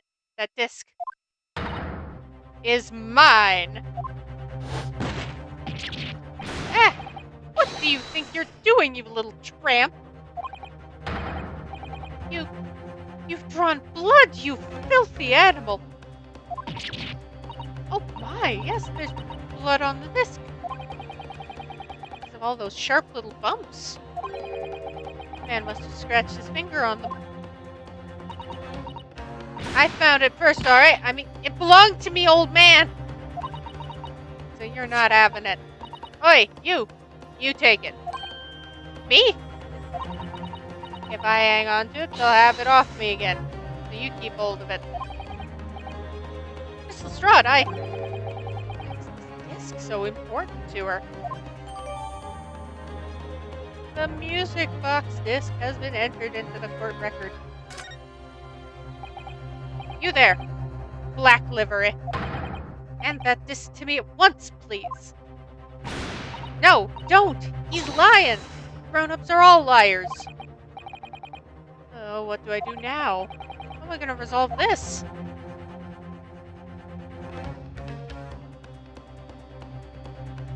boy, oh boy. This.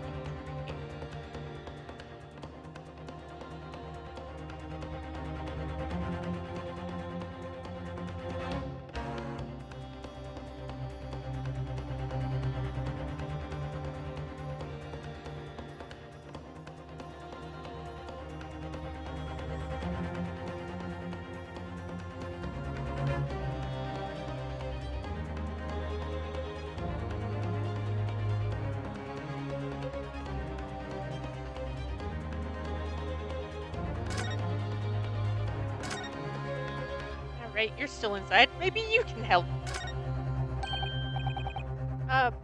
Mr. Sholmes? What are you examining with such keen interest there? As you enjoy a bar of caramel, I see.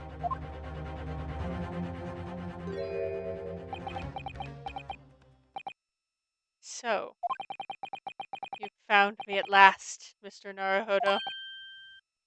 Sorry? After that young pickpocket sent me on my way, I was forced to lurk in the shadows, cruelly ostracized as the rest of you partook in the jovial atmosphere of fellowship. I had nothing to occupy my mind, but was too ashamed to let society see what my downfall had done to me. So, feigning mock interest, I pretended to examine the tedious trinkets in this desolate place, whilst, as you shrewdly observed, gnawing on the only friend I have left, this 7% solution of caramel.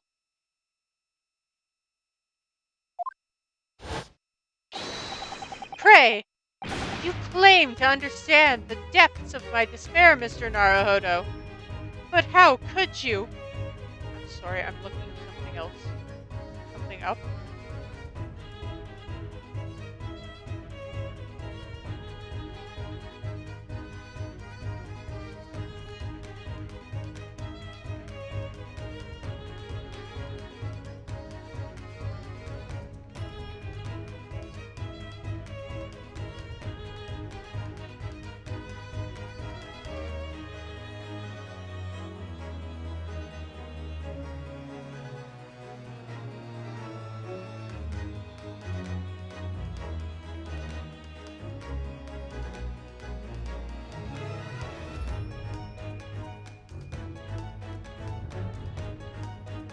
Yeah, I was right.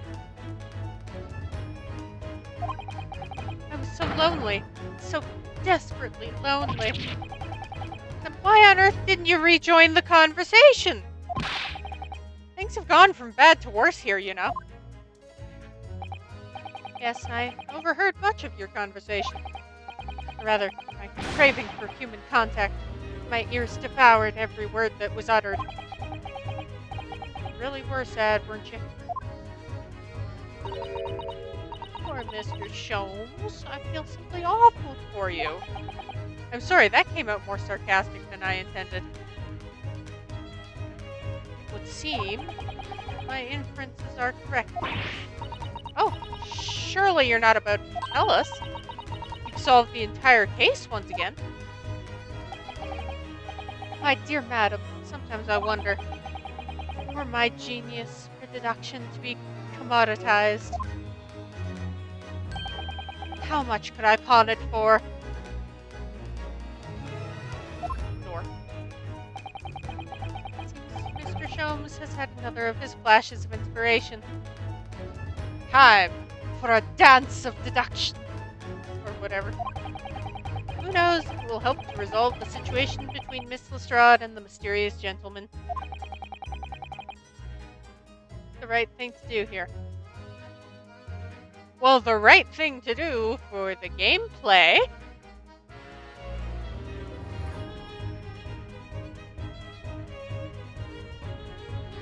and because they're really fun.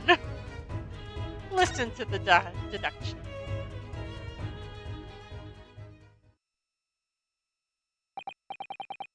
Well, Miss Lestrade, it would appear you find yourself in something of a predicament. Where the blue blazes have you been, eh? Pardon? But when a lady's in trouble, a true gent's supposed to be there to help straight away, not an hour later. I have witnessed a murder. Harsh. And who, pray tell, are you?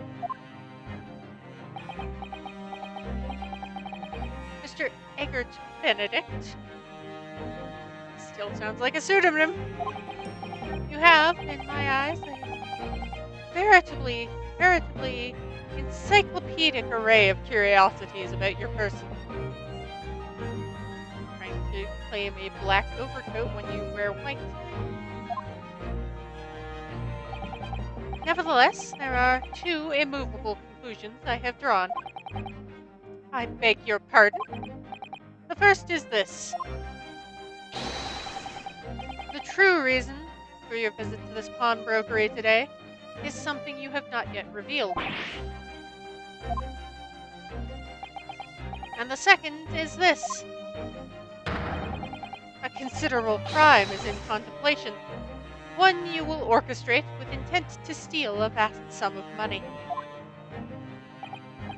Well, Mr. Benedict, what say you to my deductions? How? He's turned as white as a hard-boiled egg. Oh, perfect. Oh, not perfect for eggs, Benedict. Hard-boiled is more for deviled eggs. Poached is for eggs, Benedict. It seems once again, Mr. Sholmes has made a flawless deduction. We'll see about flawless. Just who do you think you are, sir? Yes, as I hoped. That is precisely the pained expression I was looking for. So, shall we begin? The time has come for yet another Herlock Sholmes Logic and Reasoning Spectacular. Let's go. Game is afoot.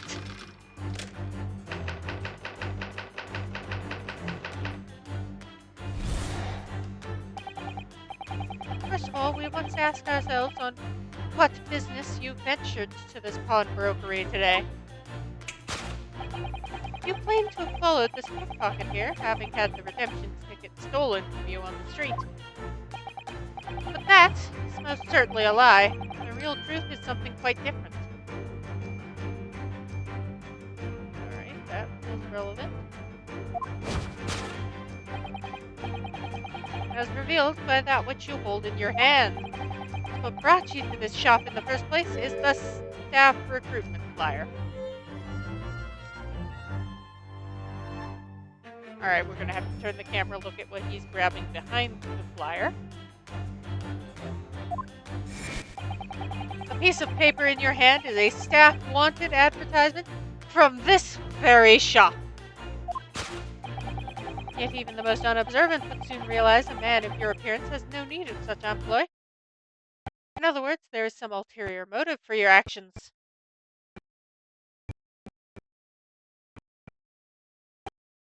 The cane, which you unwittingly clutch to your person, exhibits an incontrovertible contradiction. What utter rot! I've had this cane for years.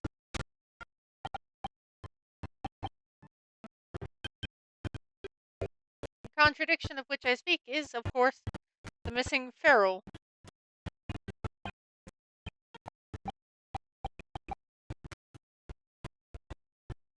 The end of any walking cane would be terminated with a metal ferrule to protect the wooden tip.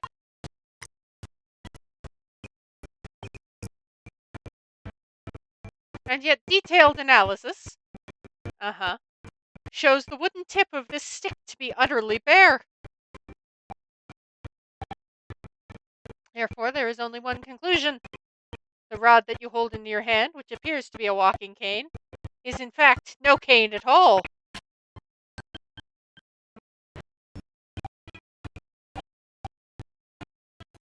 You recoil, sir. Is something wrong? I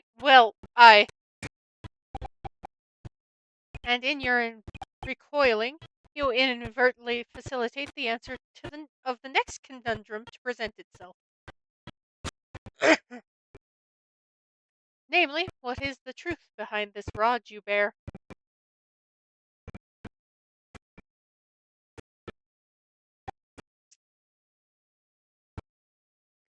Yes, your reaction betrays the truth. The handle, which you evidently would like to conceal, is the key to understanding this riddle, you see. Alright, I'm seeing all the places I should intervene. From the moment I saw it, my suspicions were aroused. What walking cane demands such a stout handle? Mused I.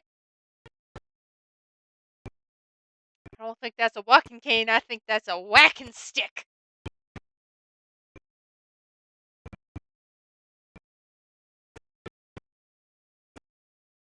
It's gonna bap someone on the head with it. But of course, as I said, this is no walking cane. No, that rod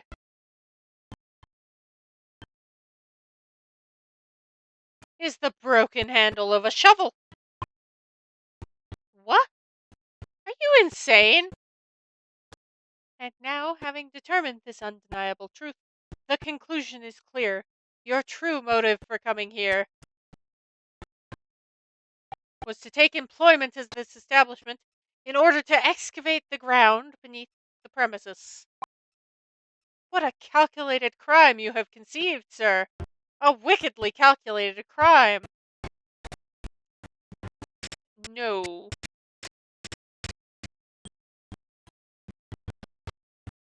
Alright, topic 2. Great crime. Now, Mr. Benedict, let us continue. For we must expose the details of this elaborate crime you have in the planning. Alright, let's expose Aggie. This is utterly absurd. You suggest that I, a gentleman, intend to excavate the ground beneath this pawnbrokery with a broken shovel? What on earth do you propose I could expect to find there? Some long-forgotten treasure, I suppose? Your interpretive dance is still weird.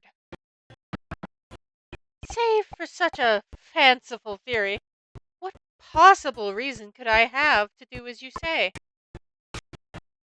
Oh, but there is ample reason. As you are only too well aware, Mr. Benedict. Ah, and your furtive glance is more telling than I could have hoped. What? Let us consider what would motivate a man to infiltrate a shop such as this and covertly dig beneath its floor. The answer is revealed by the council notice on the counter to which your eyes were inadvertently drawn. The letter gives notice of public works to be carried out in the local area. He was looking at the gun, wasn't he?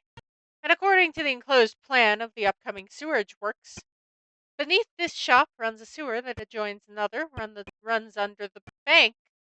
On the opposite side of he was going to dig beneath the pawn shop to break into the bank. This madness has entered the sewers now, has it? By excavating the ground beneath our feet, you would gain access to the waterway. I don't think he would. At least wouldn't want to. He's wearing white, ya dingus. That flows in very close proximity to the great vault of the financial institution opposite. What are you? In summary, sir, you devised a mastered plan to pull off an elaborate bank robbery by dint of the underground tunnels. Master plan? Brings us last to the final chapter of this lurid scheme. With what plunder did the thief hope to make off from the underground vault of the bank? Are you quite serious? Having consulted with Scotland Yard some days ago, I happen to know the answer. But naturally, the answer is no secret to you, is it, Mr. Benedict? No idea what you're talking about. Allow me to present a rather interesting piece of evidence. You see, this picture postcard tells us all we need to know. Aha! A postcard of the Great Exhibition. I'm afraid you've quite lost me. Currently in the final stages of preparation, the Great Exhibition will soon be underway, and the government has provided extra funds to complete its centerpiece, the Crystal Tower. Funds that currently sit in the vault of the bank on the other side of this road. Pardon? Yes, the considerable crime you have been contemplating is the theft of that which sits in the vault of that bank, the special reserve funds for the Great Exhibition.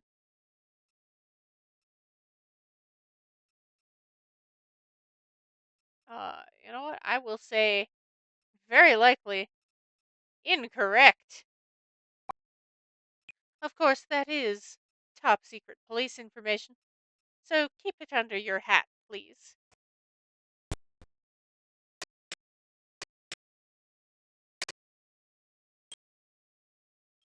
All right, time to have a dance of deduction. Thus concludes Herlock Sholmes' great deduction of this pawnbroking puzzle.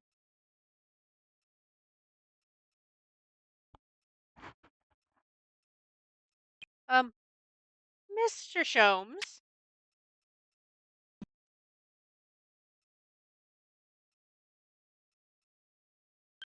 Well, Mr. Naruhodo, an impressively upbeat deduction for a detective racked with loneliness. Would you not agree? Was it true what you said about the bank over the road and what it has in its vault? Indeed, though few know of its existence, it is one of the government's most closely guarded secrets. Gregson told me, in the strictest confidence. But you just announced it to everyone here. Rather loudly, in fact. Ah. And if it's such a big secret, how would Mr. Benedict have come to find out about it? There can be but one explanation for that. Clearly, it is because the man is a criminal. But what if he didn't know anything about the money in the vault? If he is a criminal, as you said, then buying a brand new shovel is sure to be the first thing he does now that you've revealed the secret. Ah. Or if he doesn't, maybe Mr. Windibank will. He already has plenty of shovels here, after all. Oh, my life, I assure you, I am not so unscrupulous. Well, hopefully this has taught you a valuable lesson. Sensitive information must be handled with the utmost of care. It didn't teach you that lesson? One can never be sure that someone privy to secrets won't disclose them. And once the word is out, it's out. Perhaps I'll think twice before confiding in you, next time, Mr. Sholmes. An excellent idea, Mr. Naruhodo. An excellent idea. Well then, Mr. Naruhodo, you know what to do, I'm sure. Yes, let's listen to that great deduction again and see if we can massage it into shape. Very well then, let us start once more from the beginning. Of Herlock Sholmes' magnificent logic and reasoning spectacular. Course correction.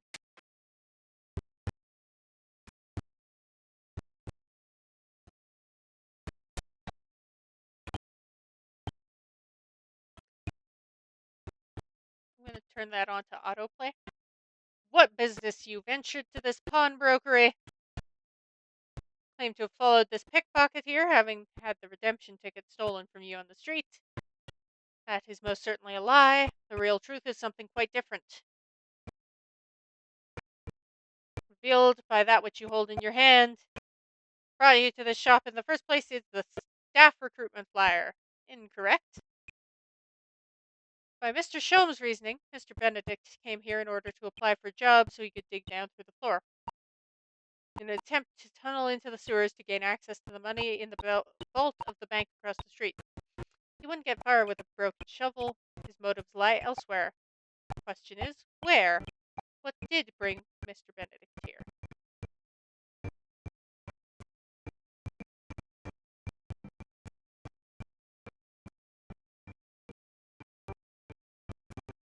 Oh, he scribbled on the back of the flyer.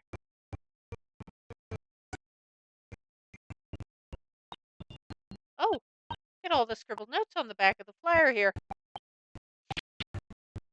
I don't believe it. What is it? Listen to what it says. Name, Gina Lestrade, height 5'2", green cap, scruffy waistcoat, grubby white shirt, blue satchel, ragged. It's a detailed description of Miss Lestrade.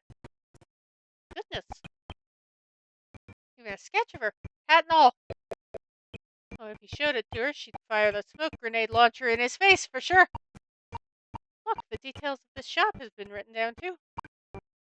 Windibank's Pawnbrokery, Baker Street, redemption date, deadline 15th April. Which is today.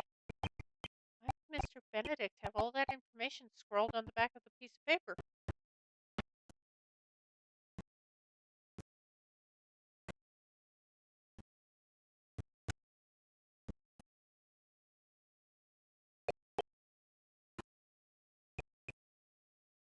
I didn't think there was anything suspicious about the flyer, but yes, Miss Lestrade's name and height, and the description of clothes. To mention the sketch. Today's date.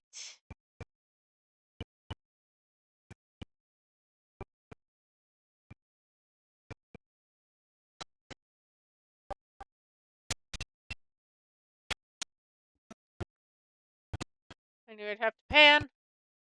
What brought you to this shop in the first place is the info about Miss Lestrade. Quite so, my dear fellow. It would appear the writing and sketch on the reverse of the flyer pertain to the pickpocket, Miss Lestrade, and to Mr. Windibank's pawnbrokery here. Ah! You originally told us that you had merely given chase after Miss Lestrade stole the redemption ticket from you. But that, sir, is a thinly veiled lie. It is the information on the back of the flyer that led you here today, by which I mean here to Windibank's pawnbrokery, and today the redemption deadline of that overcoat. I told you the overcoat didn't go with his outfit. So you waited outside for the young girl matching the description you have written down to arrive. Huh. You've gone to some lengths to hide the reason for your pursuit of Miss Lestrade. In other words, there is some ulterior motive for your actions.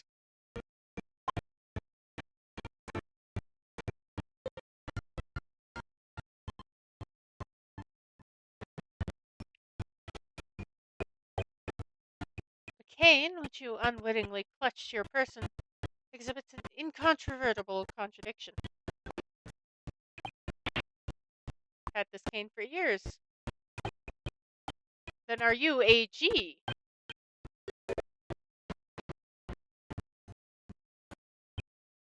What's a ferrule? The metal cap, commonly found on the end of a cane. Bit that makes the nice clacking sound on the pavement. Exactly. Mr. Sholmes is right. It appears to be missing on this cane. Doesn't actually look broken, does it? Doesn't, though the gentleman certainly did recoil when Sholmes, I almost called him Holmes, incorrect, identified the cane as suspicious. In other words, There's some secret about the cane that Mr. Benedict would rather we don't know.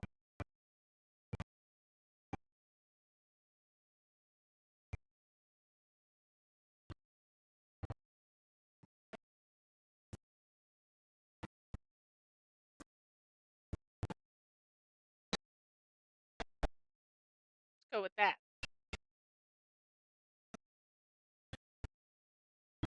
Contradiction of which I speak is, of course, the initialing. Because it says AG, whereas Eggert Benedict would be EB. We are led to believe, sir, that your initials are EB. Yet in a most possessive manner you have in your grasp a cane bearing the initials AG. What an incontrovertible contradiction indeed, would you not agree? No, you're wrong. This cane isn't... You said before you'd had that cane for years. Ugh. So don't try to tell us you just borrowed it from a friend or found it in the park. In short, though you hold yourself to be a gentleman, you have withheld your true name.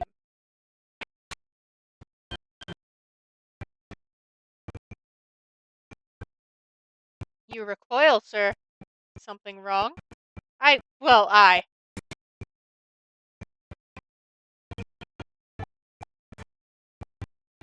Turning the autoplay on and off.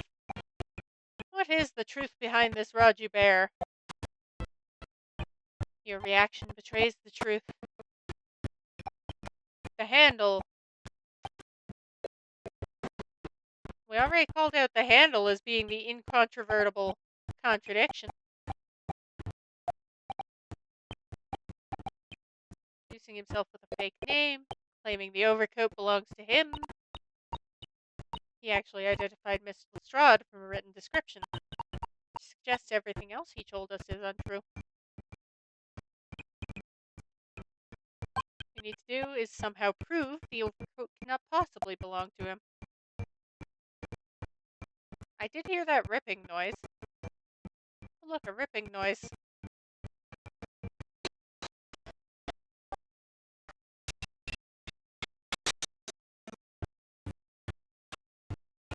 Split seam, which you evidently would like to conceal, is the key to understanding this readily, you see. Ah! Yes, because the overcoat is rather obviously a poor fit. Having forced it over your broad shoulders, the seam is already breaking apart. My suspicions were aroused from the outset. When you so baldly lied about your name and so boldly waylaid this pickpocket. This catalogue of untruths has all been for one very specific purpose. To steal the article the young girl redeemed from Mr. Windibank.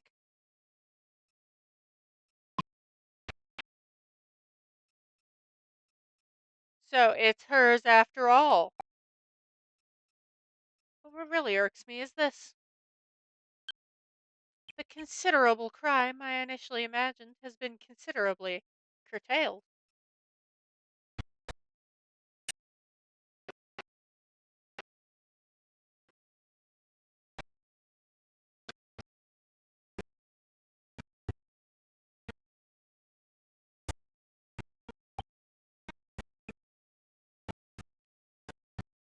Now, Mr. Benedict, let us continue. For we must expose the details of this elaborate crime you have in the planning. Utterly absurd. You suggest that I, a gentleman, designed a wheeze to filch some tawdry article of pawnage? Have you forgotten that I redeemed the article in the proper manner using the watchword? I'm going to tear it again with your interpretive dance. Had I not been the one to deposit it in the first place, how could I possibly have known the relevant detail? Nisipa? I probably pronounced that wrong. I am so sorry. Oh, but the watchword can be discovered. As you are only too well aware, Mr. Benedict. Ah, and your furtive glance is more telling than I could have hoped. What? Consider how much one might come to learn a secret watchword relating to the pawned property of another.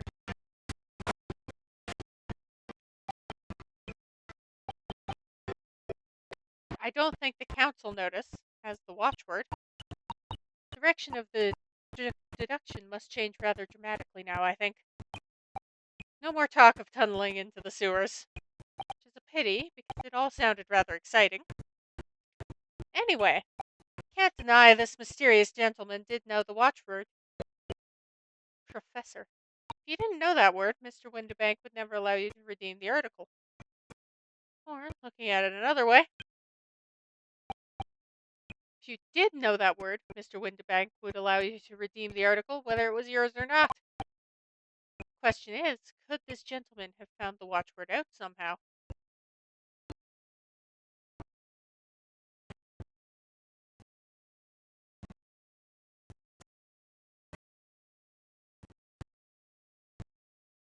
Look at this, Miss Susata.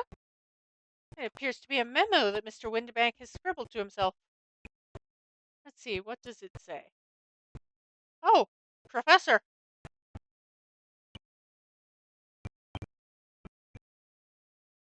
Mr. Windibank must make a note of the watchwords his customers give them right before their eyes.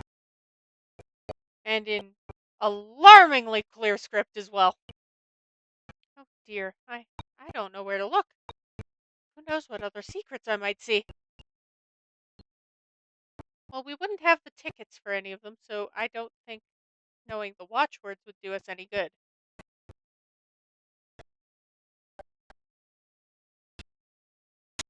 The notelet! I thought he was looking at the gun. So, I'm doing what Sholmes did. I'm jumping to conclusions. Give me a trampoline for all my jumping. Method is revealed by the notelet on the counter to which your eyes were inadvertently drawn. The broker here follows the same procedure whenever a customer comes to redeem an article. He asks the customer for the watchword and notes down the response uttered on a notelet he has to hand, and then probably compares with the ledger. Then he consults his ledger and confirms whether or not the watchword matches that of the article in question.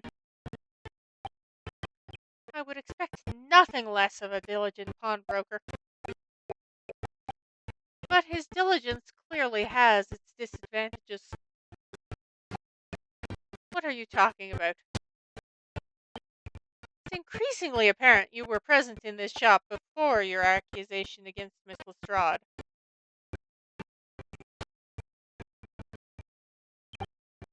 In all likelihood, you followed her inside and then observed her talking to Mr. Windibank. When the diligent broker made a note of the watchword, as is his common practice, you observed him writing the word Professor on the notelet beside the ledger.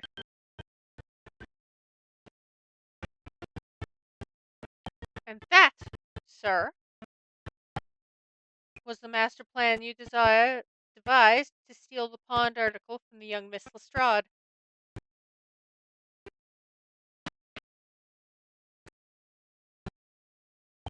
Brings us at last to the final chapter of this lurid scheme.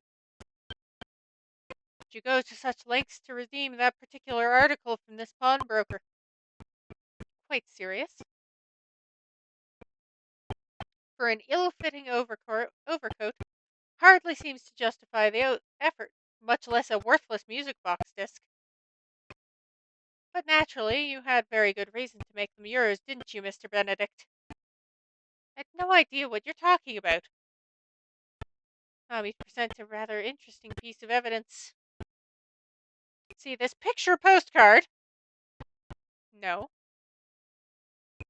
The articles we're talking about are the overcoat and the music box disc that was in one of the pockets. Which, according to Mr. Windibank, isn't even worth a penny. And yet this man went to such lengths to seal them. Why? I wonder if perhaps we already have the evidence we need to explain it, Mr. Naruhodo. Could we? Really? I'd better have a thorough look through all the evidence we've collected so far.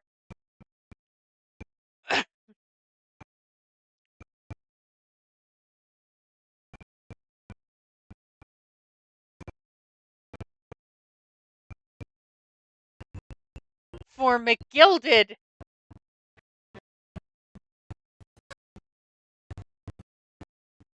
Oh, there's a little scrap of paper stuck to the reverse side of the disc. Look! A scribbled word or two. It looks like somebody's name. For McGilded. McGilded? It couldn't be. But it is, Mr. Naruhodo. A name I shall never forget for as long as I live. But why? Why is his name on this?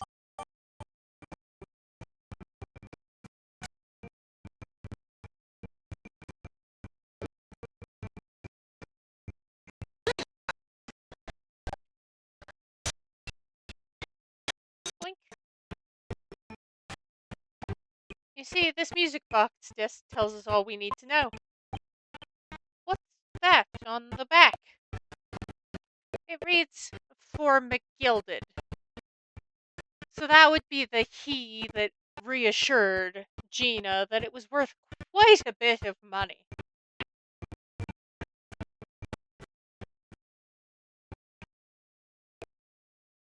Ah, Mr. Magnus McGilded, the unfortunate philanthropist who perished in curious circumstances at the Old Bailey 2 months ago.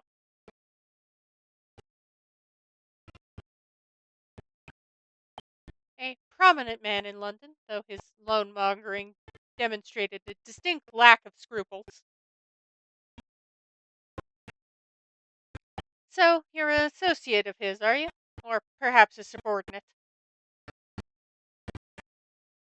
Mr. McGilded was a man of unusually small stature. In fact, he was precisely the right size for that overcoat that you've squeezed yourself into. Ugh. Your true identity remains shrouded in mystery, Mr. Eggert Benedict. But the final conclusion here is crystal clear. The reason you came to this pawnbrokery today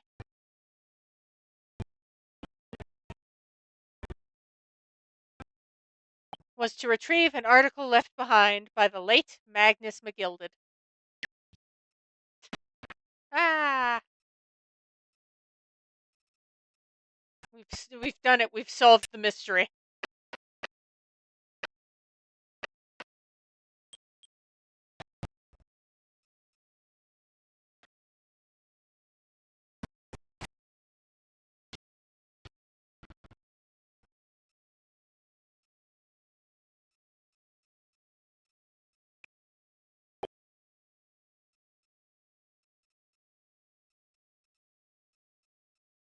Well, well, Mr. Magnus McGilded.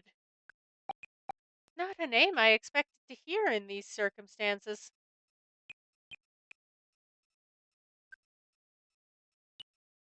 Mr. Sholmes, I'm afraid there's something very troubling on my mind.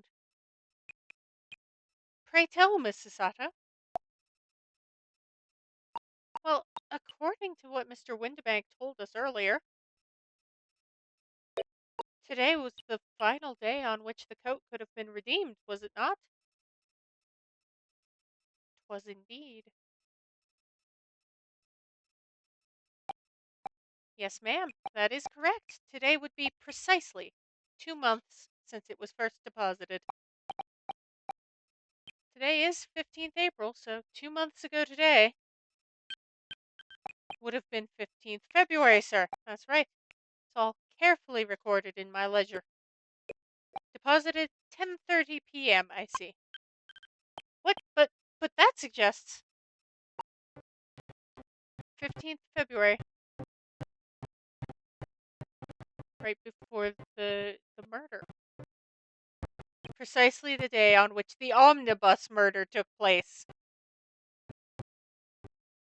The dots! They are connecting. And at 10:30 in the evening is precisely the time at which the terrible events were unfolding.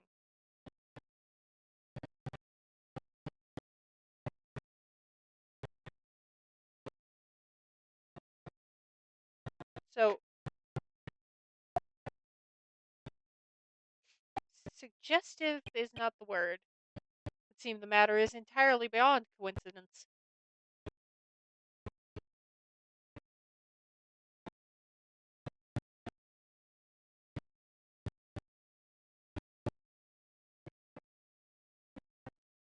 Sorry about that. Had to sneeze.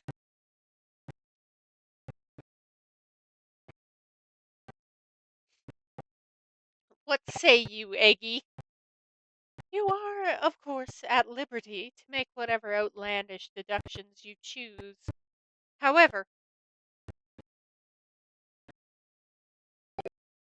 I must insist you hand over the music box disc now. Okay, so there was some looking at the gun.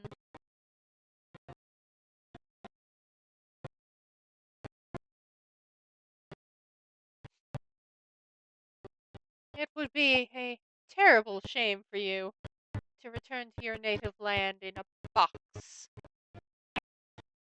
What do I do? I want to solve this mystery, and to solve this mystery, I require the disc. I am keeping the disc.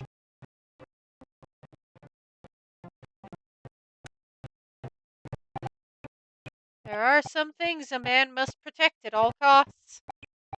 This may well be one of those things. Then again, it may not.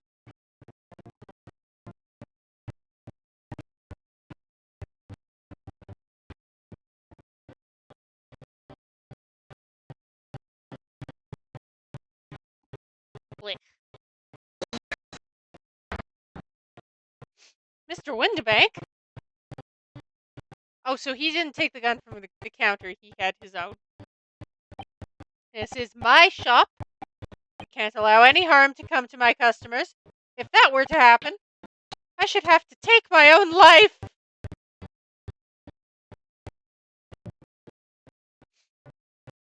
You're a menace, you know that?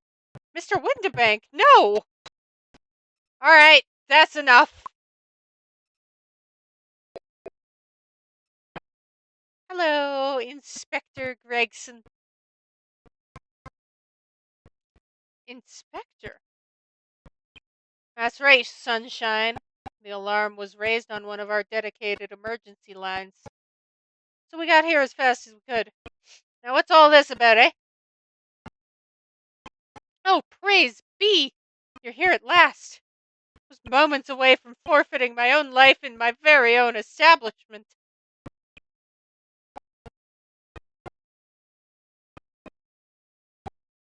Would seem you have the upper hand.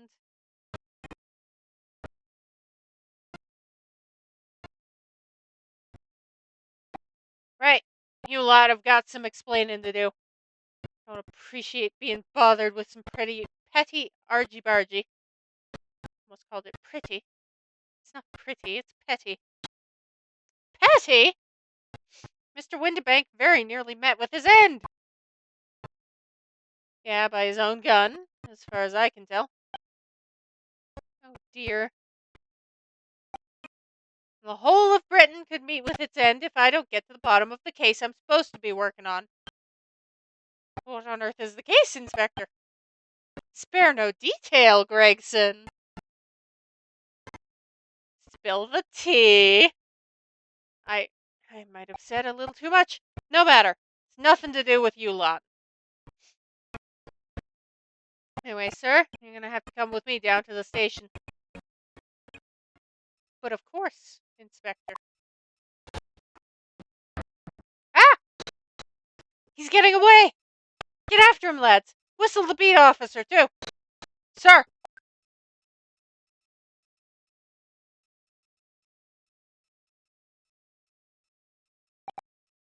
It's been a spate of thefts at pawn shops around here recently. We fitted emergency buttons underneath the counters for brokers to let us know when there's trouble. Oh, Inspector, I was very worried there for a while. Very worried indeed. Now then, Mr. Permanently Inborn. Oh, yes? I'll be taking that whatever it is of McGilded's down to the yard, thank you very much. So hand it over. Well, I trust you more than Eggy. So... Oh, yes, of course. No, don't give it to him. Mine, that is, mine. Sorry, miss, but anything belonging to McGillicuddy has to be taken in as evidence now. As evidence? The police demand something as evidence, my dear fellow. We have no choice but to capitulate. It's all yours, Inspector. Ugh.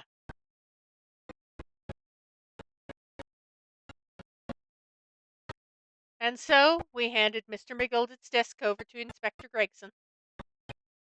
And were summarily turfed out of the shop and onto the street. Yay! To be continued. So next time we'll get a kick on part 2.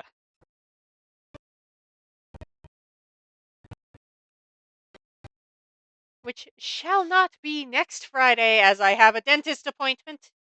I'll probably pick it up on Wednesday because I'm still waffling about what to pick up for Wednesdays anyway.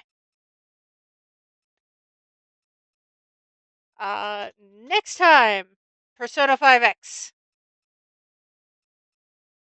Then on Wednesday, probably continuing this. I just really want to get through the first Palace of X. So.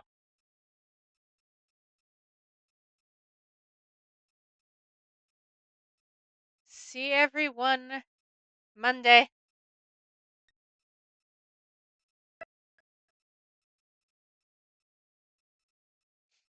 For Persona 5X.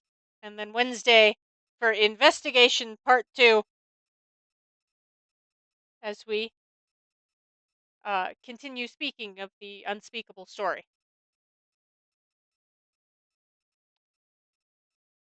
See everyone then.